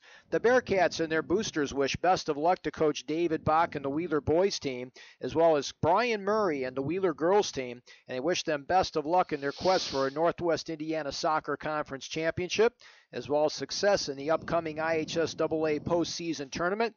The Wheeler High School Booster Club says, "Go Bearcats." And Kent, let's take a look at the standings here as we're getting down to the stretch run here. The rest of this week through Saturday, one more week after that, and then it's postseason time. Yeah, that's amazing. And you say that the picks are coming out tomorrow? Tomorrow morning at 7 o'clock a.m. Central Time. If you want to see them, go to ihsaa.org. Correct. And start clicking through the website to soccer, and you'll be able to pick out all the selections at 7 a.m. in the morning, 7:01. But on the Northwest Crossroads Conference, Munster Mustangs 4-0 in the conference, 6-2-1 overall. The Trojans, Highland Trojans, 4-1, 8-3 overall. And they had a game last night, Kent, 6-5 Munster in a shootout. They were 5-5 at the end of regulation. And Munster able to pull that one out over a very talented Highland team, which we saw earlier this season over at Griffith. Yeah, we saw them early in the year, and at that time we said they got a lot of speed. They've got a lot of tools there. So, unfortunately for them, that probably will be knocking them out of the at least they got to hope for somebody to beat Munster to get a tie. Andrean's right behind them, 4-1 in the conference. They're 7-6. That's a deceiving 7-6 because they play a lot of ranked teams too. Yeah, Penn, I think they played earlier this season. And they do play a very tight schedule, no doubt about that. Yeah, then Hobart Brickies 2-2 in the conference. That's the best they've been for a long time in the conference, but 3-5-1 overall. KV's right behind them, 1-3, and then with no wins in the conference is Griffith and Lowell. Lowell's having a very rough time this year at 0-10. For the Northwest Indiana Soccer Conference, in which Wheeler's a part of, Boone Grove is 5-0 in the conference, 10-2, and Wheeler took them to shutouts, or to shootout. Yep, that was a ball game that Boone Grove was up 2-0 in the first 35 minutes of the match. The Wheeler Bearcats scored 2 goals in the last 5 minutes of the half to tie it up. They play a scoreless second half, and then they went to a shootout. It was an unbelievable atmosphere out there at Wheeler High School. I'll bet. Yeah, there's no love lost between those two teams, is there? That's old PCC rivalry there. Yeah, big time. Bishop Knoll, 4-0 in the conference, 7-2-1 overall. Marquette Blazers, 4-1. Covenant Christian Knights, they're 2-1 and 9-4 overall, so they're having a real good year. Wheeler Bearcats, as I said, 2-3 in the conference, 4-6-1 overall. Hebron Hawks, 1-4 in the conference, but 7-4, so they're not doing well in the conference, but overall in the season they're doing good. Westville Blackhawks and Hanover Central. Wildcats not having that great of a year, 1-5 and 0-5 in the conference. And Kent, your Crown Point Bulldogs able to clinch at least a share of the Duneland with the shutout win last night over Maryville. Yeah, they've got to take on Michigan. They got to play Michigan City yet, so they'll come up with their. I believe that'll be their second DAC championship in a row. Correct. Yeah, so hats off to Mike Bazin and the Crown Point boys, we did that game last week when they just pulled a 13-round shootout, took it away from Valparaiso. That's the longest shootout. Plus, we got to learn something there. So those of you listening, here's the rule. On a shootout, if it goes to 11 players, you can start over with the 11 players. You don't have to exhaust everybody on your bench. You restart after 11. So there was some confusion by everybody in that game, from Danny Yeptek to Bazin to even the officials. But so we learned something, but they won it in the 11th, I should say the 13th shooter. And Crown Point still undefeated at 12-0-1 on the season, and looks like Mike Bazin and them headed towards hosting the sectional coming up, and they'll be the prohibitive favorite over there to make it to the regional again. Oh, yeah. Yeah, if they don't, something happens. That's a newsflash. Yeah. And, of course, that thing happened last year in the regional as Lake Central was down 3-0 in that game and was able to come back and pull that game out in an unbelievable comeback. So the teams have changed ends now. The Wheeler Bearcats moving from left to right on your laptop, dressed in their orange tops with the white numerals and trim. The Hobart Brickies in their home whites with the purple numerals. They're moving from right to left on your laptop. Thanks for joining us here on RRSN.com. 1-0 lead for the Brickies now as the Bearcats go into the offensive third. Melvin back on the field. Good to see that as he gets taken down again. But the ball comes back now to Hobart. Having some trouble now in the defensive third is Plezak, able to turn on the ball, and he gets some help now up the touchline from Greg Gill. Gill for the Brickies now trying to get it on the play over to Marcano. Intercepted now in the play by Moritz. There's a chip shot by D. Simone and a save by Haluska. They're right there, ready to pound. That'd be their fighting, but I think there's some strong words on the Wheeler halftime. Came in with 88 saves this season, so he's a young man back there. You really want to brag about that many saves. Berg is able to get a nice seal off there for Alex Ash. Yeah, Coach has talked a little bit about that, but I tell you what, At this time of the year in previous years, about the last 3 or 4 years, they'd be well over 100 saves on the year. Yeah. So, well, at least he's rising to the challenge. I mean, he's there. Little chip shot now on the play, looking for Pimentel, trying to get it off the right side to Cantos. Knocked down nicely by Henson, but now he gives up the play to Gill. Centering pass, trying to go back door to Pimentel, nothing doing. Chest trap now back over to Gill. G squared centering pass now knocked down by Joey DeSimone for the Bearcats. They try to go give and go on the play, but that pass doesn't connect. We're down to 37-47 remaining in the match. This being a non-conference affair, we will not have overtime. Now Hanley goes off the left side. Good job of getting back there, but here comes Cam Four. Four trying to get the right foot free in the midfield third. Looking for some help. Good physical play by the Brickies on the back line. Did a nice job of doubling him up on him over there, not letting him get the move that he wanted. The backside, if you were watching, was able to pick up the person that he was going to try and pass to. So good defense there by Hobart. Now Ben Moritz got his pocket picked, and now Pimentel gets some midfield help on the play from Carter Gibson, who's got the only goal here. Hobart up 1-0. 37 minutes remaining in regulation. Now a through ball trying to go back door on the play to DeSimone. Brickies now tip it off of themselves towards the near touchline, and the official didn't pick it up, and they will give it to Hobart. Looked like it hit his toe. Dave Miller just said Crown Point KV girls still 0-0 halftime. Just outside the 18 on the play, Ken Anderson and Vince Gray on the call of that one. Now there's a one-timer, and it's off the mark on the play by Ben Moritz for the Bearcats. And Gill's Auto Repair, 2602 Beach Street in Valparaiso, has been serving the automotive repair needs of the local community for over 25 years. With multiple bays to serve their customers, they specialize in the repair and care of foreign and domestic cars. They're open from 8 a.m. until 6 p.m., Monday through Friday.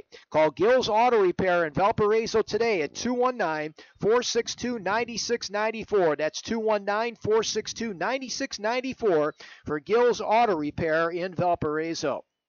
So no score at halftime in that ball game. Yeah, that's like I said, if they could knock off Crown Point, that should get them some love, but probably in the final. Even a draw. Even a draw might get them some recognition in the standings, because that'll be the final standings for next week.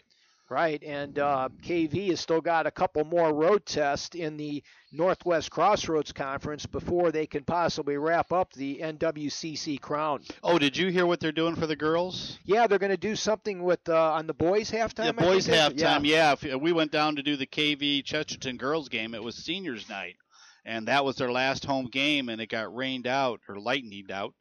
So there's a lot of concern, so what they've decided to do is honor the girls at the halftime of the last boys game, I believe. That's probably the most proper way to do it. Yeah, they were absolutely originally going to do it during the football game, and the girls said, no, that's not our field. It's not our field, that's not our sport. Exactly. Throw it now by 4 on the play, knocked down nicely at the defense by the Brickies. Now one-timers, miss hit by Moritz. That was a good clear there by Todd Burns for the Brickies. 34-51 remaining here. Hobart trying to pick up their 4th win of the year this season and get themselves ever closer to that 500 mark. Meanwhile, the Bearcats also trying to get up close. They're only 2 games under right now as Moritz sends it back into the midfield third. Tip pass looking for DeSimone. Nice. Little one-touch on the play to Brandon. No, too far. Oh, a save by Haluska on a last-second shot by DeSimone.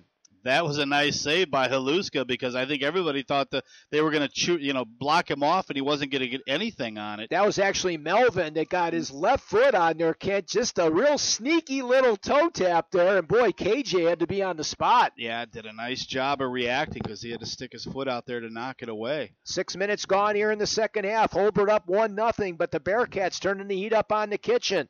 Now left side on the play to Zach Pardis. Over to Hank Pimentel, looking near sideline to Cantos. But the pass didn't click there, and now Patrick Berg will kick it out of harm's way. Regional Radio Sports Network wants to thank the Hobart Soccer Club for sponsoring a portion of tonight's broadcast. Home to two 3v3 national championship teams, the club wishes best of luck to head coach John Hutchins and the boys team, as well as Colleen Newell and the girls team, and their respective quests for Northwest Crossroads Conference and postseason tournament success. Best of luck to the Brickies during the 2013 season from the Hobart Soccer Club. Good work down there by Cantos for Hobart to try and get the ball stay in the offensive third, which he was very successful at. So a lot of good hustling down there by Cantos. Asher doing a good job of getting it out of the corner, but nonetheless they give up a throw-in now to Plezak and the Brickies. Nice, strong throw-in by Plezak, and let's see if they can get a corner on the play. If the Bearcats do, we're able to avoid it. Adam Hanley with a nice job, and he also took the pylon with him. Actually, that is number 12, and that is Davey Sokol into the lineup. Now a little bicycle kick. Pimentel trying to come in there, and Patrick Berg snares it right off his cranium. Yeah, Berg's height really proved beneficial there because Pimentel was right there waiting to try and backhead it towards the net.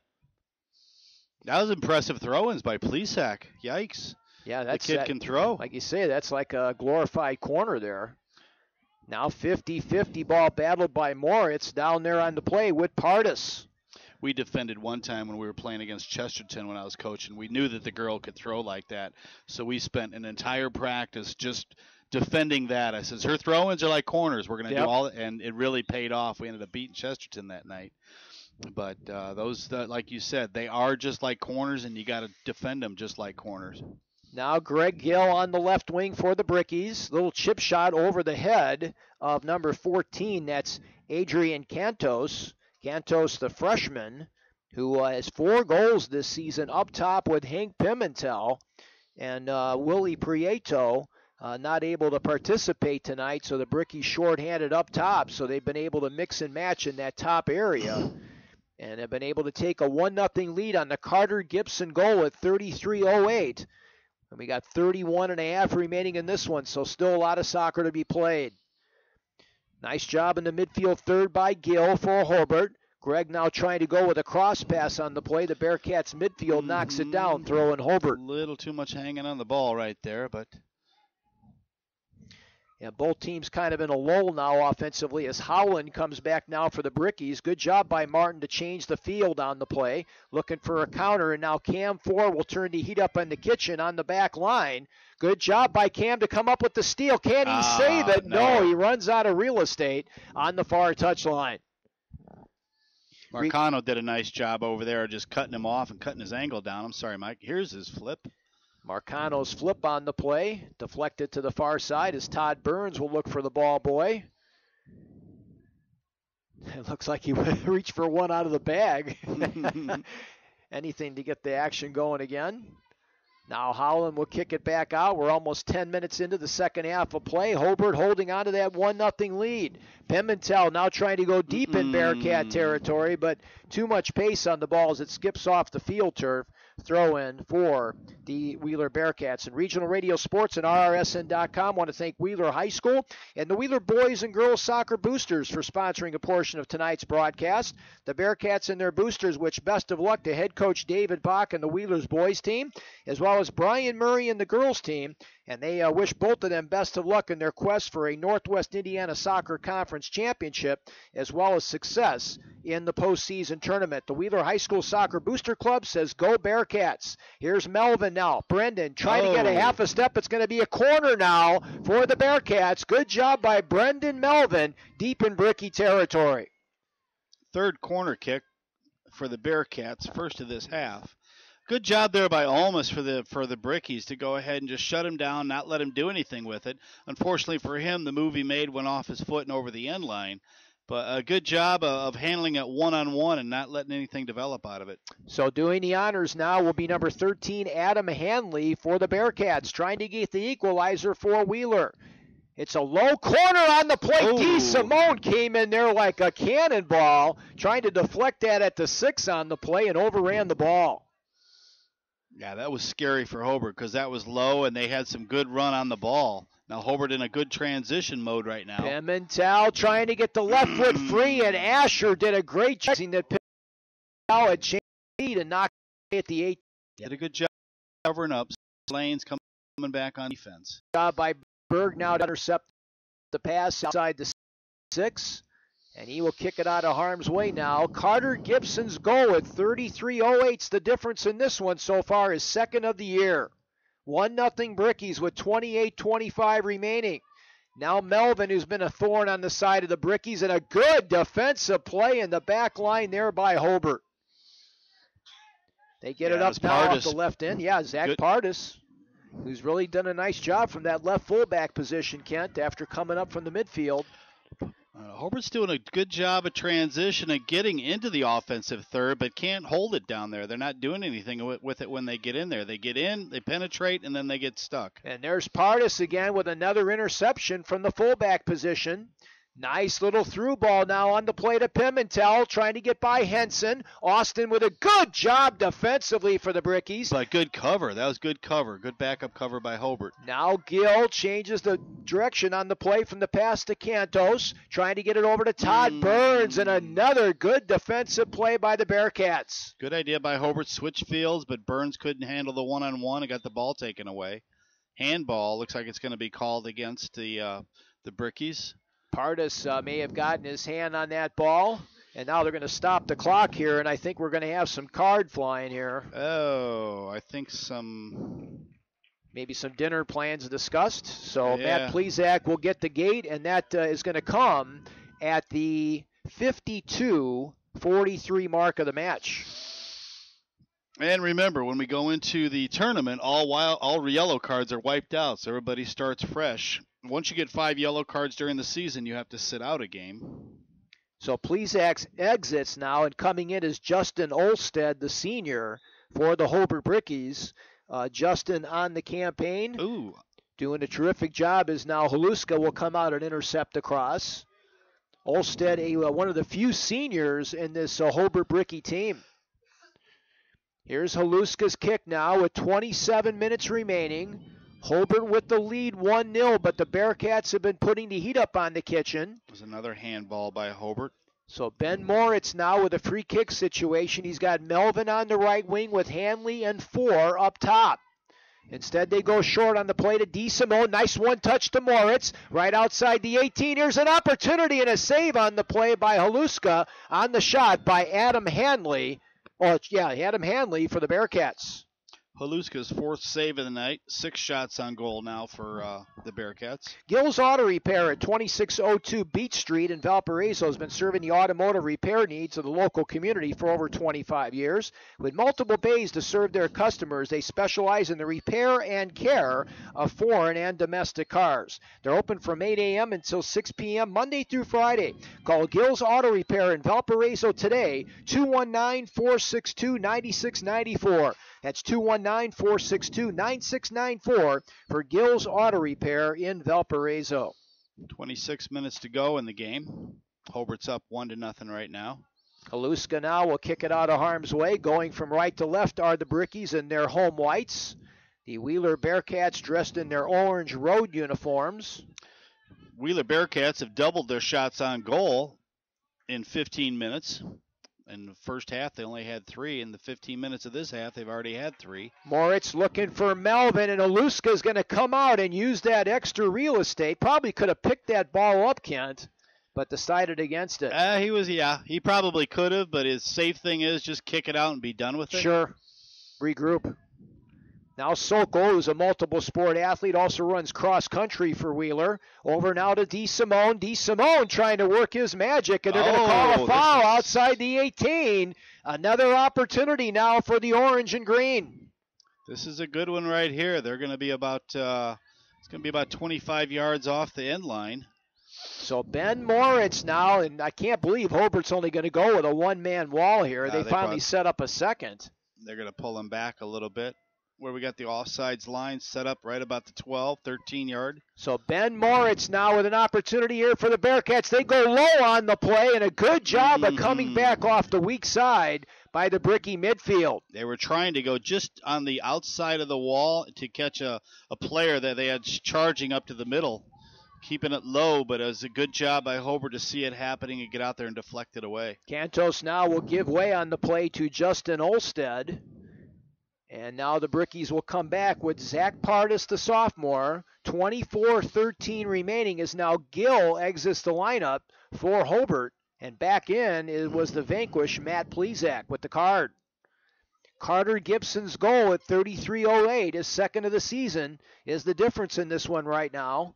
Now the Bearcats play long ball with Cam 4. Nice job defensively. Cam trying to get the left foot free on the play. Stops quickly and good pursuit from the far side as they helped out Marcano down low. That was good job. Good individual play by the defense of Hobart back there. The one person who was that on the far side? That was almost made the play. Marcano was able to go ahead and slow up 4 so he couldn't get the shot he wanted. And the Olstead came over and did the clean. No, I'll take that back. Almost came back and did the cleanup work and got the ball out of there. Just a little toe flick. Mm-hmm. Now DeSimone's pass intercepted nicely by Pardis. 23-18 remaining in the match. Hobart 1, Wheeler nothing. Hobart's just doing a lot of long ball right now. Just pop the ball and sit back and regroup. So I don't know. Do you think they're circling the wagons back here? If they are, they better cut it out because there's still way too much soccer to be played. They've got to get the ball in the offensive third and hold it there. They're not having any luck with that. They penetrate and then they lose it. Now Olstead will come back out. And back in is Carter Gibson in that midfield. Check that, Todd Burns off the right side. Now a long cross got through a brickie on the play as Melvin trying to save it, but too much momentum over the goal line, resulting in a goal kick for KJ Haluska and the Brickies. So KJ now well over 90 saves on the season. And he's about one half away from getting the 4th win for the Hobart Brickies. And I'd have to look back at the old records here, Kent, but that might be about as many victories as they've had in the last 4 years. Pretty close. It's been the wins have been very few and far between. Now Moritz off the left wing, ground ball attack to DeSimone. Good job by Joey to get it back to Ben. Ben now with a little chip shot on the play. They let it go through, and a good job weak side defense on the play by Pardis for the Bricks. Now they'll regroup with Davey Sokol, and now Hobart does a nice job with Plezak over to Hank Pimentel. They go on the left wing now on the play. 50-50 ball back here. Good job of regrouping by Asher. Throw in Brickies. Take your time. You don't need to hurry. Now Burns looking for Pimentel at the 18. Knocked out of the defense by the Bearcats with 21-25 remaining in the match. Hobart 1 and Wheeler nothing. Chip shot at the 18, knocked down by the Bearcat defense. Good midfield support by Pardis. He got chipped up on the play, but the official says that the Brickies have the advantage. Play on. Correct. Let it go. Good job of moving up on the play by Gibson. Now he got taken down, and now they'll finally blow the whistle. Free kick here for Carter Gibson and the Brickies, and he'll give way now to Plezak. 20-51 remaining in the match. Hobart 1 and Wheeler nothing on the Carter Gibson goal at 33:08. Hobart's got to get into holding the ball, possession a little bit, taking their time. They're too quick to turn the ball over and get back on defense. Plezak now with a nice cross to the far side, knocked out of there defensively by Joey DeSimone. Boy, I tell you what, that young man does a lot of things that don't show up in the box score. Yeah, that's the unfortunate thing for a defender. I mean, you just don't get any numbers up there that people keep track of. You can play a whale of a game and nobody knows your name. Well, he's a guy that, of course, gets into the midfield, and he has put up some good numbers this season. But he does a lot of the things back-checking-wise that don't show up in the box score. Now Brendan Melvin for Wheeler. Knifes it off to the far side looking for Sokol, but Todd Burns has the answer for the Bricks. Now Davey got his pocket pick. Good through ball here to the left side. Let's see if Pimentel can catch up. They call him offside on the far sideline. And Regional Radio Sports and RRSN.com want to thank Wheeler High School and the Wheeler Boys and Girls Soccer Boosters for sponsoring a portion of tonight's broadcast. The Bearcats and their boosters wish best of luck to Coach David Bach and the Wheeler's boys team, as well as Brian Murray and the girls team. As now here comes Melvin, 50-50 with Aluska, and KJ Abel to corral the loose soccer ball. The Bearcats and their boosters wish best of luck to Coach David Bach and the Wheelers boys team, as well as Brian Murray and the Wheelers girls team. Best of luck in their Northwest Championship and postseason success. Yeah, The Wheeler High School Booster Club says, go Bearcats, Kent. Hobart didn't. Here's a shot on goal. Saved by Berg on the play on the shot by Plezak. And actually, Mike, that is the first shot by Hobart in the second half. Yeah, they've been kind of playing more of the defensive stance. As now back there is Almos, and he'll go to Haluska. Who should have picked it up. Goes now into the Hobart bench for a Wheeler throw-in. John Hutchins way out to the midfield stripe, yelling encouragement to his kids. As the Brickies trying to pick up win number 4 on the season, and their second win in a row. When's the last time Hobart won 2 boys soccer games in a row? You probably have to call Bob. Yeah, I was going to say that. There's the flip on the play by Marcano. Back defensively now to Asher. Alex Asher now deep in his own zone. Good job doing the tightrope walk. Pimentel may have forced a corner here.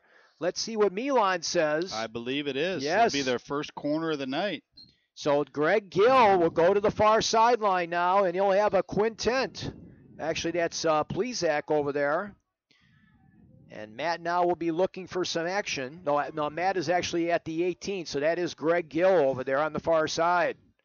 Plezak coming in along with Holland. There's the cross on the play, looking for Martin. Knocked down defensively again by the Bearcats up high. Taller heads prevailed there. Now Moritz will regain here with 17:34 remaining. Nice through ball off the far side on the play. 4 trying to get in there with some physical play, and a nice job defensively by Miguel Marcano. He has been handling 4 pretty well tonight. Now here's D. Simone, got tripped up, and this could be PK time for the Bearcats. It's going to be a PK situation. The time of the situation, they got to stop the clock here. They're keeping it running. I thought the official said to stop the clock on the PK, but it's still running. He didn't say. He just pointed. So PK opportunity now for Joey D. Simone and the Bearcats. KJ Haluska against Joey D. Simone, as D. Simone will try to tie it up. Joey on the season has picked up 5 goals. So 16:38 and counting remaining. D. Simone will get his sign from the official, trying to tie it up at 1 apiece. Haluska will try to keep the Brickies up on top.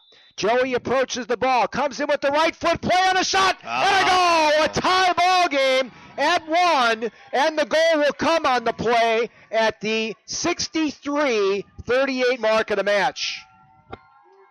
It didn't look like that flagrant of a foul inside the box there. There might have been a little bit of theatrics in there that took the player down. But nonetheless, from the angle where he saw it, the center ref saw it. He thought it was a PK, so they capitalized on that. Desdemone got the corner kick, like Mike said, at 63-38. So 13 minutes to go out of Crown Point. KV and Crown Point are still tied. Wow, no score. Thanks, Dave Miller, for those updates. As the ball now comes deep into territory here. Maybe that will spark Hobart to try and do something offensively this half. Yeah, they've been kind of in the defensive shell, and it finally caught up with them. The Bearcats have been peppering them all throughout the second half. And obviously the halftime chat that Dave Bach put on there definitely helped them. As now Todd Burns goes up against Davey Sokol. Todd trying to get inside position. Good job by Davey. And let's see if it's a corner. Yes, it is. He did draw a corner out of it. That'll be Hobart's second. 15 minutes, 43 seconds remaining and counting. Wheeler 1 and Hobart 1. Both ball clubs do not want to come out of here with a tie. They want to pick up a win and get some momentum towards the postseason. So Greg Gill will do the honors here for the Brickies. For the corner. Here it comes to the far side. Gets over the defense on the players. An opportunity. They whiffed on it on the play. Now there's a shot past the far post by Gibson. It'll be a goal kick for Patrick Berg and the Bearcats. Plesac in there pleading that he was knocked down so he couldn't do anything. But he was doing a lot of the knocking just as well as the Bearcats. So his pleas go on deaf ears. Oh, no, not so much. Let's see now that Milan is going to discuss things with Aguilera in the middle. I think he's going over to discuss things with a Hobart coach. Gill's Auto Repair at 2602 Beach Street in Valparaiso has been serving the automotive repair needs of the local community for over 25 years. With multiple bays to serve their customers, they specialize in the repair and care of foreign and domestic cars. They're open from 8 a.m. until 6 p.m. Monday through Friday. Call Gill's Auto Repair in Valparaiso today, 219-462-9694. That's 219-462-9694 for Gill's Auto Repair in Valparaiso. Kent? No, that's just my phone going off again saying, until I make some kind of reply here, it keeps going off, telling me the same score. So still no score in that ball game between the Cougars and the Bulldogs. 13 minutes to go, and right now we're down to 14:30 to go. 1-1 here, Wheeler and Hobart. That was just a little dinner plans discussions, as you put it, with the Hobart bench by the center referee. 14-17 remaining in the ball game. Mike Knezovich along with Kent Rosenbaum. I think also Danielle Diaz. Having a foul called against Wheeler right now. Plesac was pretty well wiped out. We got a timeout. And let's see if another issue card. a yellow card. Yellow card going to be issued now to Austin Henson. And I tell you what, Kent, that weakens the Bearcat defense here. A tall drink of water in the back out of there now, and a free kick situation here for the Purple Gang. Yeah, they're going to get him back on the field as quick as they can, no doubt about it. Get a drink, son. Get back in. Get back on the line. So let's see who David Bach decided to bring in there. With 13:59 remaining in the game. Number 11. Who's number 11? Is that Metzger? Metzger? Yep, Luke Metzger, the senior. Headed out of there at the defense by the Bearcats. Now Hanley will control. 1-1 tie here with 13:50 remaining in the match. Now far side on the play, the Brickies trying to get a potential cross on the play from Jason Heilich. Or check that, that's Gill out there. And now Greg will go with the throw-in now with 13:37 remaining. They'll go back now on the play to Pardis. Central midfield area knocked out of the defense. Plesac now with a good burst of speed from the midfield area. Goes with a cross on the play, deflected nicely at the defense by the Bearcats. And now they'll regroup on the play with Pardis. Cam 4 intercepts, trying to get it over to Brendan Melvin on that right wing. Cam, crossover dribbling ability, got by Martin Howland, and then forgot the soccer ball. A little too much dribbling there by Cam. Ben Moritz now with a cross on the play, and Melvin is offside. And Hobart's been doing that tonight, Kent. They've been trying that little offside trap there. Not a full-blown trap, but whenever they get an opportunity, they will come up. That's a tactical thing that the defense got to do amongst themselves. And if they angle up their defense, they can do that with just one guy. They don't have to worry about it, because you've seen the Hobart's defense at time was angled more like a swoosh to the other side. Now opportunity for Cantos outside the 18. Gave it away. Oh. He had a great chance to go ahead and pull the trigger. He dribbled a little too much, lost his opportunity, and then put it out too far for Plesac. Now they say play on is getting taken down in the midfield third, I believe, was Moritz again.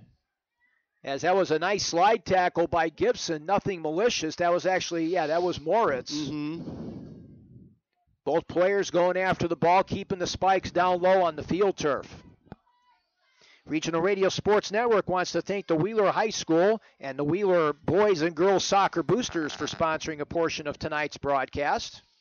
The Bearcats and their boosters wish best of luck to Coach David Bach and the Wheeler's boys team, as well as Brian Murray and the Wheeler girls team, as they try to get a Northwest Indiana Soccer Conference championship and success in the postseason tournament. The Wheeler High School Soccer Booster Club says go Bearcats. 11, just under 12 minutes to go in the game right now. 1-1 tie, Wheeler and Hobart. Keep in mind that we'll be back with you here a week from Saturday as we'll be out here for the Michigan City Hobart game. It'll be senior night. Not a lot of participants for the Brickies in that one. It'll be a quick senior night. Yes, it will be. You've got Justin Olstead. You've got Alex Gospodarik. Hank Pimentel will be one of the seniors. Caleb Downs, Gus Oliva, and that's it. Yikes. So what do we got on tab for next week? We've got the BN Bishop Knoll Andrean game. Right, on Monday the 30th. Mm-hmm. And I was talking to our buddy Joe O'Connor today, and he will be coming out to join us over at Father Vincent P. Eckert Stadium. And we'll have a chance to see a preview of what could be the sectional championship or the sectional semifinal over at Bishop Knoll High School in Class 1A soccer. That's right. They did that last year, too. Didn't they play each other basically their last game of the year, and then they had to come back and play each other? Yeah, you remember that? Those were not exactly light physical played games. No, those weren't games the Pope would have been proud of. No, not at all. They were definitely physical. Yes. I think the one game, we counted over 30 fouls. Yeah, I ran out of hash marks. Yeah, they were pretty vicious games. There's no love lost when the two Catholics get together. 1-1 tie between Wheeler and Hobart with 10:18 remaining in this one. Still 0-0 at 6 minutes to go at Crown Point versus KV Girls. Of course, that game will not go to overtime either. That's a non-conference affair. As now D. Simone trying to prevent that situation from happening, and they're going to call a foul here on the Brickies. Yeah, that's open foot. Well, he put his spikes out. It's a spikes out foul. So this and Aguilera tells him such. Officials have done a great job out here tonight. So here's a free kick opportunity. Chip shot at the 6, looking for 4. Knocked down at the defense by the Brickies. As again, that back line has done a great job tonight. Plezak now will intercept, looking for Pimentel with 9:36 remaining. Now Cantos trying to get in there. Good midfield support now on the play by Burns. Hobart fans looking for a handball, but the ref made the right call. Let it go. Todd Burns now putting the pressure on.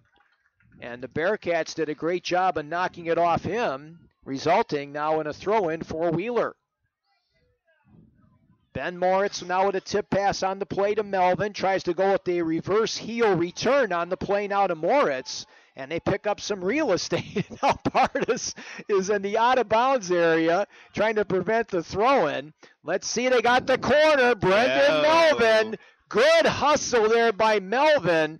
And disgusted with giving up the corners. Played a great game tonight, Vince Almost. Yes, he has. Done a very nice job back there. But this will be the fourth corner and second of the half for the Bearcats. But I love the scoreboard here, Kent. They put the corner up there with the caricatures. Yeah.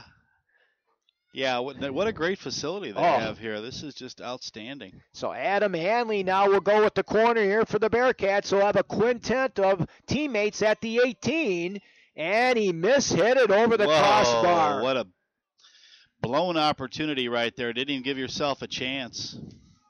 Gill's Auto Repair at 2602 Beach Street in Valparaiso has been serving the automotive repair needs of the local community for over 25 years. With multiple bays to serve their customers, they specialize in the repair and care of foreign and domestic cars. They're open from 8 a.m. until 6 p.m. Monday through Friday. Call Gill's Auto Repair in Valparaiso today, 219-462-9694. That's 219-462-9694 for Gill's Auto Repair in Valparaiso. 7:40 remaining in this one. Wheeler 1 and Hobart 1. Carter Gibson's goal at 33:08 gave the Brickies the lead at the half. But then a PK by Joey D. Simone in the 64th minute on a takedown in the mixer tied it up. Carter Gibson now will take a much-deserved rest. 7:20 remaining right now. Now a nice counter by Plezak for the Brickies. Matt centering pass on the play, looking for Cantos, but he's got too many orange jerseys around him. Now Gill with the header off to the far side, trying to get the return pass to him, but intercepted by the Bearcats. Right now the midfield being battled every inch of the way here with 6:54 remaining. Now Austin Henson headmans it up. Pardis has got the foray there. Martin Howland now will go back and use Haluska as an extra defender in the back line. KJ now will nicely get it over to Howland. And now they bring it back to the midfield third on the play, but they give it up to Hanley. They were trying to switch fields, but didn't get enough on the ball. No handball called there. Cam Four with the laser beam on a one hop and a save by KJ Haluska. 5th save for Haluska. Puts him at 893 now on the season. Through ball nicely done, looking for Pimentel, the senior running out of real estate as it just goes past the pylon. It'll be a goal kick for Patrick Berg and the Bearcats with 6 minutes left. Once again, John Hutchins will get his star midfielder Matt Plesac a break. And they will bring back in double ones into the ball game, and that's Carter Gibson. Both teams going with about 3 or 4 subs off the bench. DeSimone, who owns the Bearcat goal, with his back now to the Bricky defense. Austin Henson with a nice ground ball attack to Hanley. 5:30 remaining, 1-1 tie. Todd Burns now with a ground ball attack intercepted by Moritz. Ben Moritz now got clipped up from the backside on the play by Carter Gibson. He knew he did it. Got his fingers caught in the cookie jar on that one. So Ben Moritz now with the kick. Free kick opportunity. Haluska comes out and picks it out of midair as Joey DeSimone was right there at the 6. That was a good job of bringing it down in traffic, but generally you're taught as a keeper, reach up and get it, bring it down, not with your chest. Here comes Cantos now. He's got Pimentel with him. Adrian now trying to turn on the afterburners. Bearcats give it up. Throw in Hobart. Hobart's got to keep it in the offensive third and work for a shot. 4:44 to go in the game right now. They've just got to keep it down there. And this is Marcano coming in to see if he does do the flip. Yeah, he's taking a big run up now on the play. Here's Miguel's flip now. Looking in the midfield area. Todd Burns, one-timer knocked out of the defense. Too many numbers. Wheeler's doing a good job of putting a lot of numbers back there on D. Good job by Gibson fighting for it. And Moritz with an equal good job of coming back on the counter. Now we're going to call a foul on Carter. It'll be a free kick now for the Bearcats with 4 minutes remaining in the match and a 1-1 tie. 15 fouls called against Hobart. Here's the free kick now by Moritz. Back to the defensive end for the Brickies as Pardis knocked it down. Now Cam Ford centering pass looking for DeSimone, but intercepted nicely in the midfield third on the play again by Miguel Marcano. He's done a great job coming in off the bench. Now Gill looking through for Pimentel. And Berg will come out, and that ball just barely misconnected. And I'll tell you what, that's where on grass that probably would have been a perfect feed. Sure. CP scored with 28 seconds to go to win the game 1-0. Oh, man. Yeah, what and a there heartbreak. goes the Cougars' undefeated season. What a wow. 28 seconds to go. You want to talk about the rematch now, Ken, in that one? Yeah, we'll see that at what, regionals? No, that's sectional. Sectionals, yeah. That's right. Yeah, that's a potential sectional championship a week from tomorrow, or 2 weeks from tomorrow. Now a nice through ball on the play. Cam Ford comes in on the play. Great defensive play that time by Miguel Marcano. What a nice job of coming from the side and kicking the ball away. What a play by Miguel. That was clean, all ball from the side. And he's going up against a kid with 14 goals on the season in an area where he could get called for a PK. His clock stopped now with 2:42 left, and that's a game saver there. Yeah, what do you got to lose? Go ahead. Wheeler won and Hobart won. Go ahead and make the play. What do you got to lose? If you let him go, he's going to score. If you make the foul and they call it on you, then he's going to score anyways. Regional Radio Sports and RRSN.com want to thank Wheeler High School and the Wheeler Boys and Girls Soccer Boosters for sponsoring a portion of tonight's broadcast. The Bearcats and their boosters wish best of luck to Coach David Bach and the Wheeler Boys team, as well as Brian Murray and the Wheelers Girls team. They wish them best of luck in their quest for a Northwest Indiana Soccer Conference championship, as well as success in the upcoming IHSAA postseason tournament. The Wheeler High School Soccer Booster Club says go Bearcats. They're giving for an extraordinary amount of time to go ahead and recover here. He's up on his feet. It'd be difficult for Wheeler if they did take him out. 2:42 remaining in the game. 1-1 tie. Gill's Auto Repair at 2602 Beach Street in Valparaiso. They've been serving the automotive repair needs of the local community for over 25 years. With multiple bays to serve their customers, they specialize in the repair and care of foreign and domestic cars. They're open from 8 a.m. until 6 p.m. Monday through Friday. Call Gill's Auto Repair in Valparaiso today, 219-462-9694. That's 219-462-9694. Gill's Auto Repair, Valparaiso. They called timeout for Cameron's injuries. That's why he gained. Okay. So a tactical play for Hobart right now would be not let them have any substituting opportunities, meaning don't give the ball over, turn it over on a goal kick, or turn it over on a throw-in. Yeah, sure. Keep him out of the game. So that would be a smart move by the Hobart players right now to recognize to keep him out of the game. Don't give him a chance to bring the ball back in. 2:26 remaining, 1-1 tie. So Crown Point's girls have knocked Kankakee Valley from the unbeaten ranks in the girls' play tonight. Now Metzger trying to get in there. Let's see if he got a corner. No, he didn't. Got a goal kick out of it. Boy, good job once again back there by Vince Olmos. The junior defenseman has played a whale of a game tonight for the Brickies. 2 minutes remaining in the match. In Regional Radio Sports, we want to thank the Hobart Soccer Club for sponsoring a portion of tonight's broadcast. Home to two 3v3 national championship teams, the club wishes best of luck to head coach John Hutchins and the boys team, as well as Colleen Newell and the girls team, and their respective quests for Northwest Crossroads Conference and postseason tournament success. Best of luck, Brickies, during the 2013 high school soccer season from the Hobart Soccer Club. Dave reports in that the KV team and fans are in shock. That's a long ride back to KV after losing like that. Yeah, it sure is. But I tell you what, you want to talk about impetus now for a nice run down the stretch. You can win the conference, and you got that chip on your shoulder going into the sectional. You go in there with a what do you got to lose attitude and time for payback. Now a nice counter here by D. Simone. And they've got the Bearcats offside, delayed. And the flag is still up on the play. And they say play on now. Melvin comes back. The central official finally blows it dead with 50 seconds remaining. Yeah, he let that go for quite a while. He was down here like a statue. And the Bearcats could have really had taken advantage of that situation. 40 seconds remaining. Hobart 1, Wheeler 1. Here's Pardis's kick now in the play. Knocked down by D. Simone towards the near sideline. Ben Moritz will clear it back to the midfield area, looking on the play for Melvin.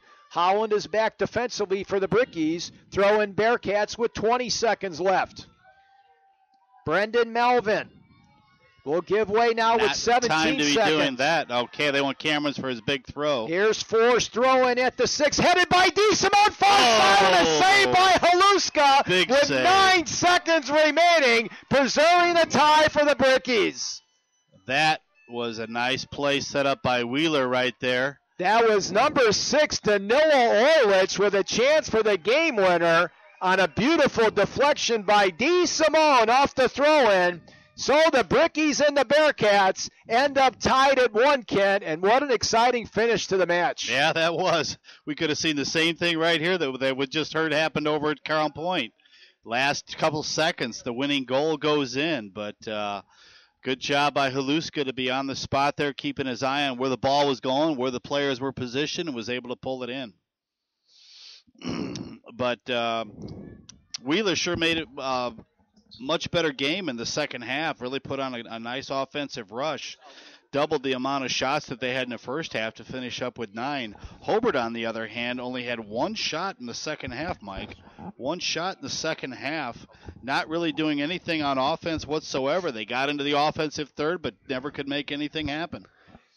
So the goal by Carter Gibson at 33:08 gave the Brickies the lead. It was that way all throughout the first half. And then Joey DeSimone and the Bearcats started to put the pressure on in the second half of play, and they were able to force the issue to get a PK situation in the 64th minute of the match. And they were able to win the ball game, win that particular battle, and tie the ball game up at 1 apiece. Teams come together in the midfield stripe in sportsmanlike manner. And I tell you what, Ken, a non-conference matchup here, but both ball clubs were not playing for a tie tonight. No, they weren't. They weren't. I think Hutch was playing against a team he'd been at for 10 years or whatever he said, 6 years or something. But, he had a lot of desire to get this game, a victory under his belt. But, there's not a lot of love lost between Wheeler and Hobart. I mean, they're not that far apart. Right. They play each other in everything. So just because the school sizes are a little bit different, they do play each other competitively in everything. So the Hobart Brickies coming here to the near sideline, and they get a nice hand from the crowd here. As you can see, the student athletes came over here. Nice job by the fans over there, giving them a nice salute. And the Hobart Brickies able now to return to Coach John Hutchins. And they return to coach now with unbeaten in their last 2 ball games, as they now go to 3-5-2 on the season. And of course, they remain 2-2 in the Northwest Crossroads Conference. The Wheeler Bearcats now move to 4-6-2 on the season. They are 2-3 in the conference. Looking ahead, the Wheeler Bearcats will go to Westville to take on the Blackhawks on Saturday afternoon. And meanwhile, things are going to get really tough here for the Brickies, Kent. They go 2 counts, but then look at those last 4 games. Yeah, the last 4 games are against some big dogs. Chesterton, ranked in the state. Highlands playing really good soccer. Munster's been playing some good soccer. And then they finish up with Michigan City. What's Michigan City doing? Michigan City, they're 1-4 in the Duneland, 3-9 overall. So, yeah, they got their hands full. 3 of the 5 games. Yeah, you hope you get away with a win. The other 2 games there, I think they're going to be shooting for the victory. But I was impressed. They played well tonight. They moved the ball well. They're definitely on the upward motion absolutely. Of the program. There's no doubt about it. Being such a young squad that he has here, I'd be really excited to see what these guys are going to do next year. I think they'll be knocking at the door and opening a lot of eyes to see how well they're going to play next year. Ball movement was good.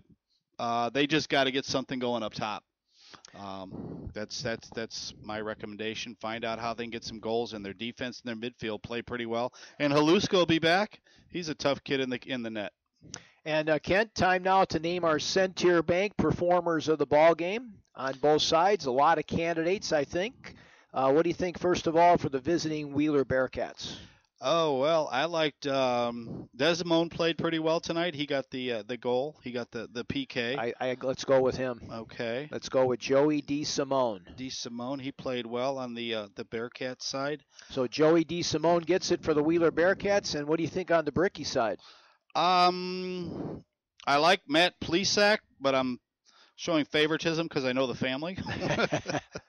But Carter Gibson had a nice night. And I like to play on defense, as we mentioned his name quite often, Vince Almos. Mm-hmm. So I've got 3 there. Kind of flip a coin. Let's go with Matt. Okay. I think he did a great job of controlling the midfield for Hobart tonight.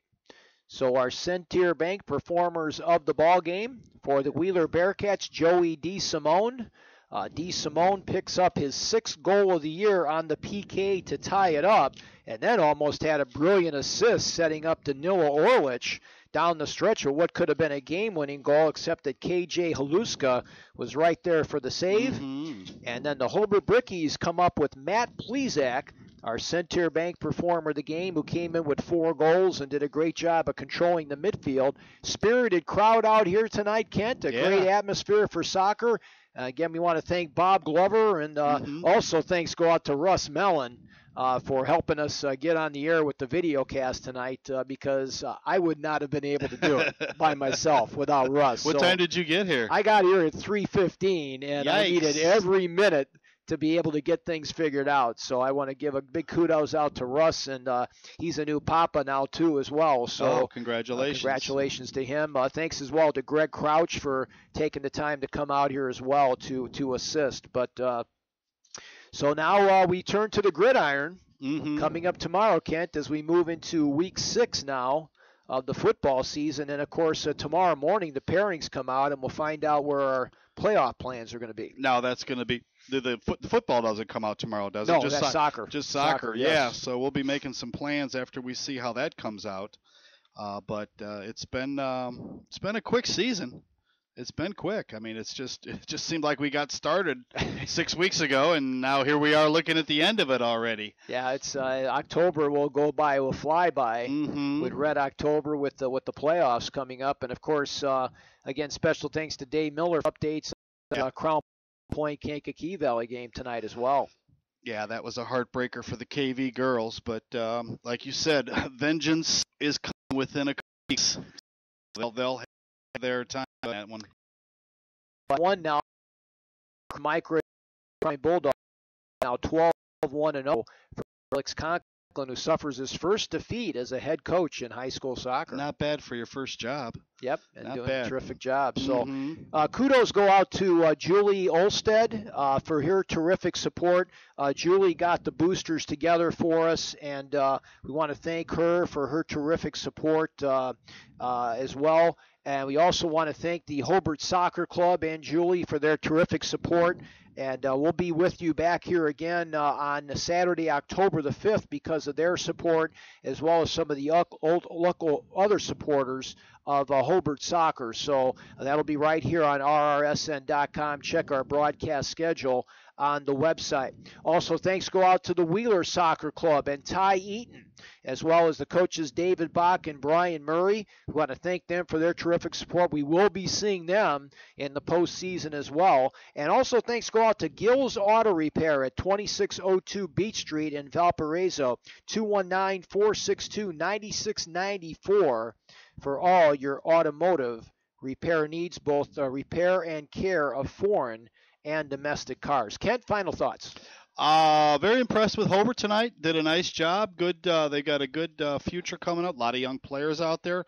Hutch seems like he's got the program back on track. Wheeler with the Wheeler crew, they look like they've got their act together. They couldn't get by the Hobart defense, but they certainly do have some opportunities to go far in postseason. Special thanks also Daniel Diaz for helping us with the camera work tonight, and thanks to Coach Bach for lining that up for us. And Jacob Moss also helped us out as well over at Boone Grove. So I want to thank those two young men for doing a terrific job on our camera work in tonight's ball game. So for Ken Rosenbaum, this is Mike Knezovich saying so long from the Brickyard in Hobart, where the Hobart Brickies and the Wheeler Bearcats have battled tonight for 80 minutes of soccer action here in non-conference play. And the Wheeler Bearcats tied the Hobart Brickies at 1 apiece on a PK in the 64th minute of this particular match. Check out rrsn.com for all of our football coverage coming up tomorrow night, and also soccer action coming up next week as well in the IHS AA playoffs. God bless America. God bless you all. Have a safe and wonderful evening, everybody. So long from the Brickyard in Hobart, Indiana.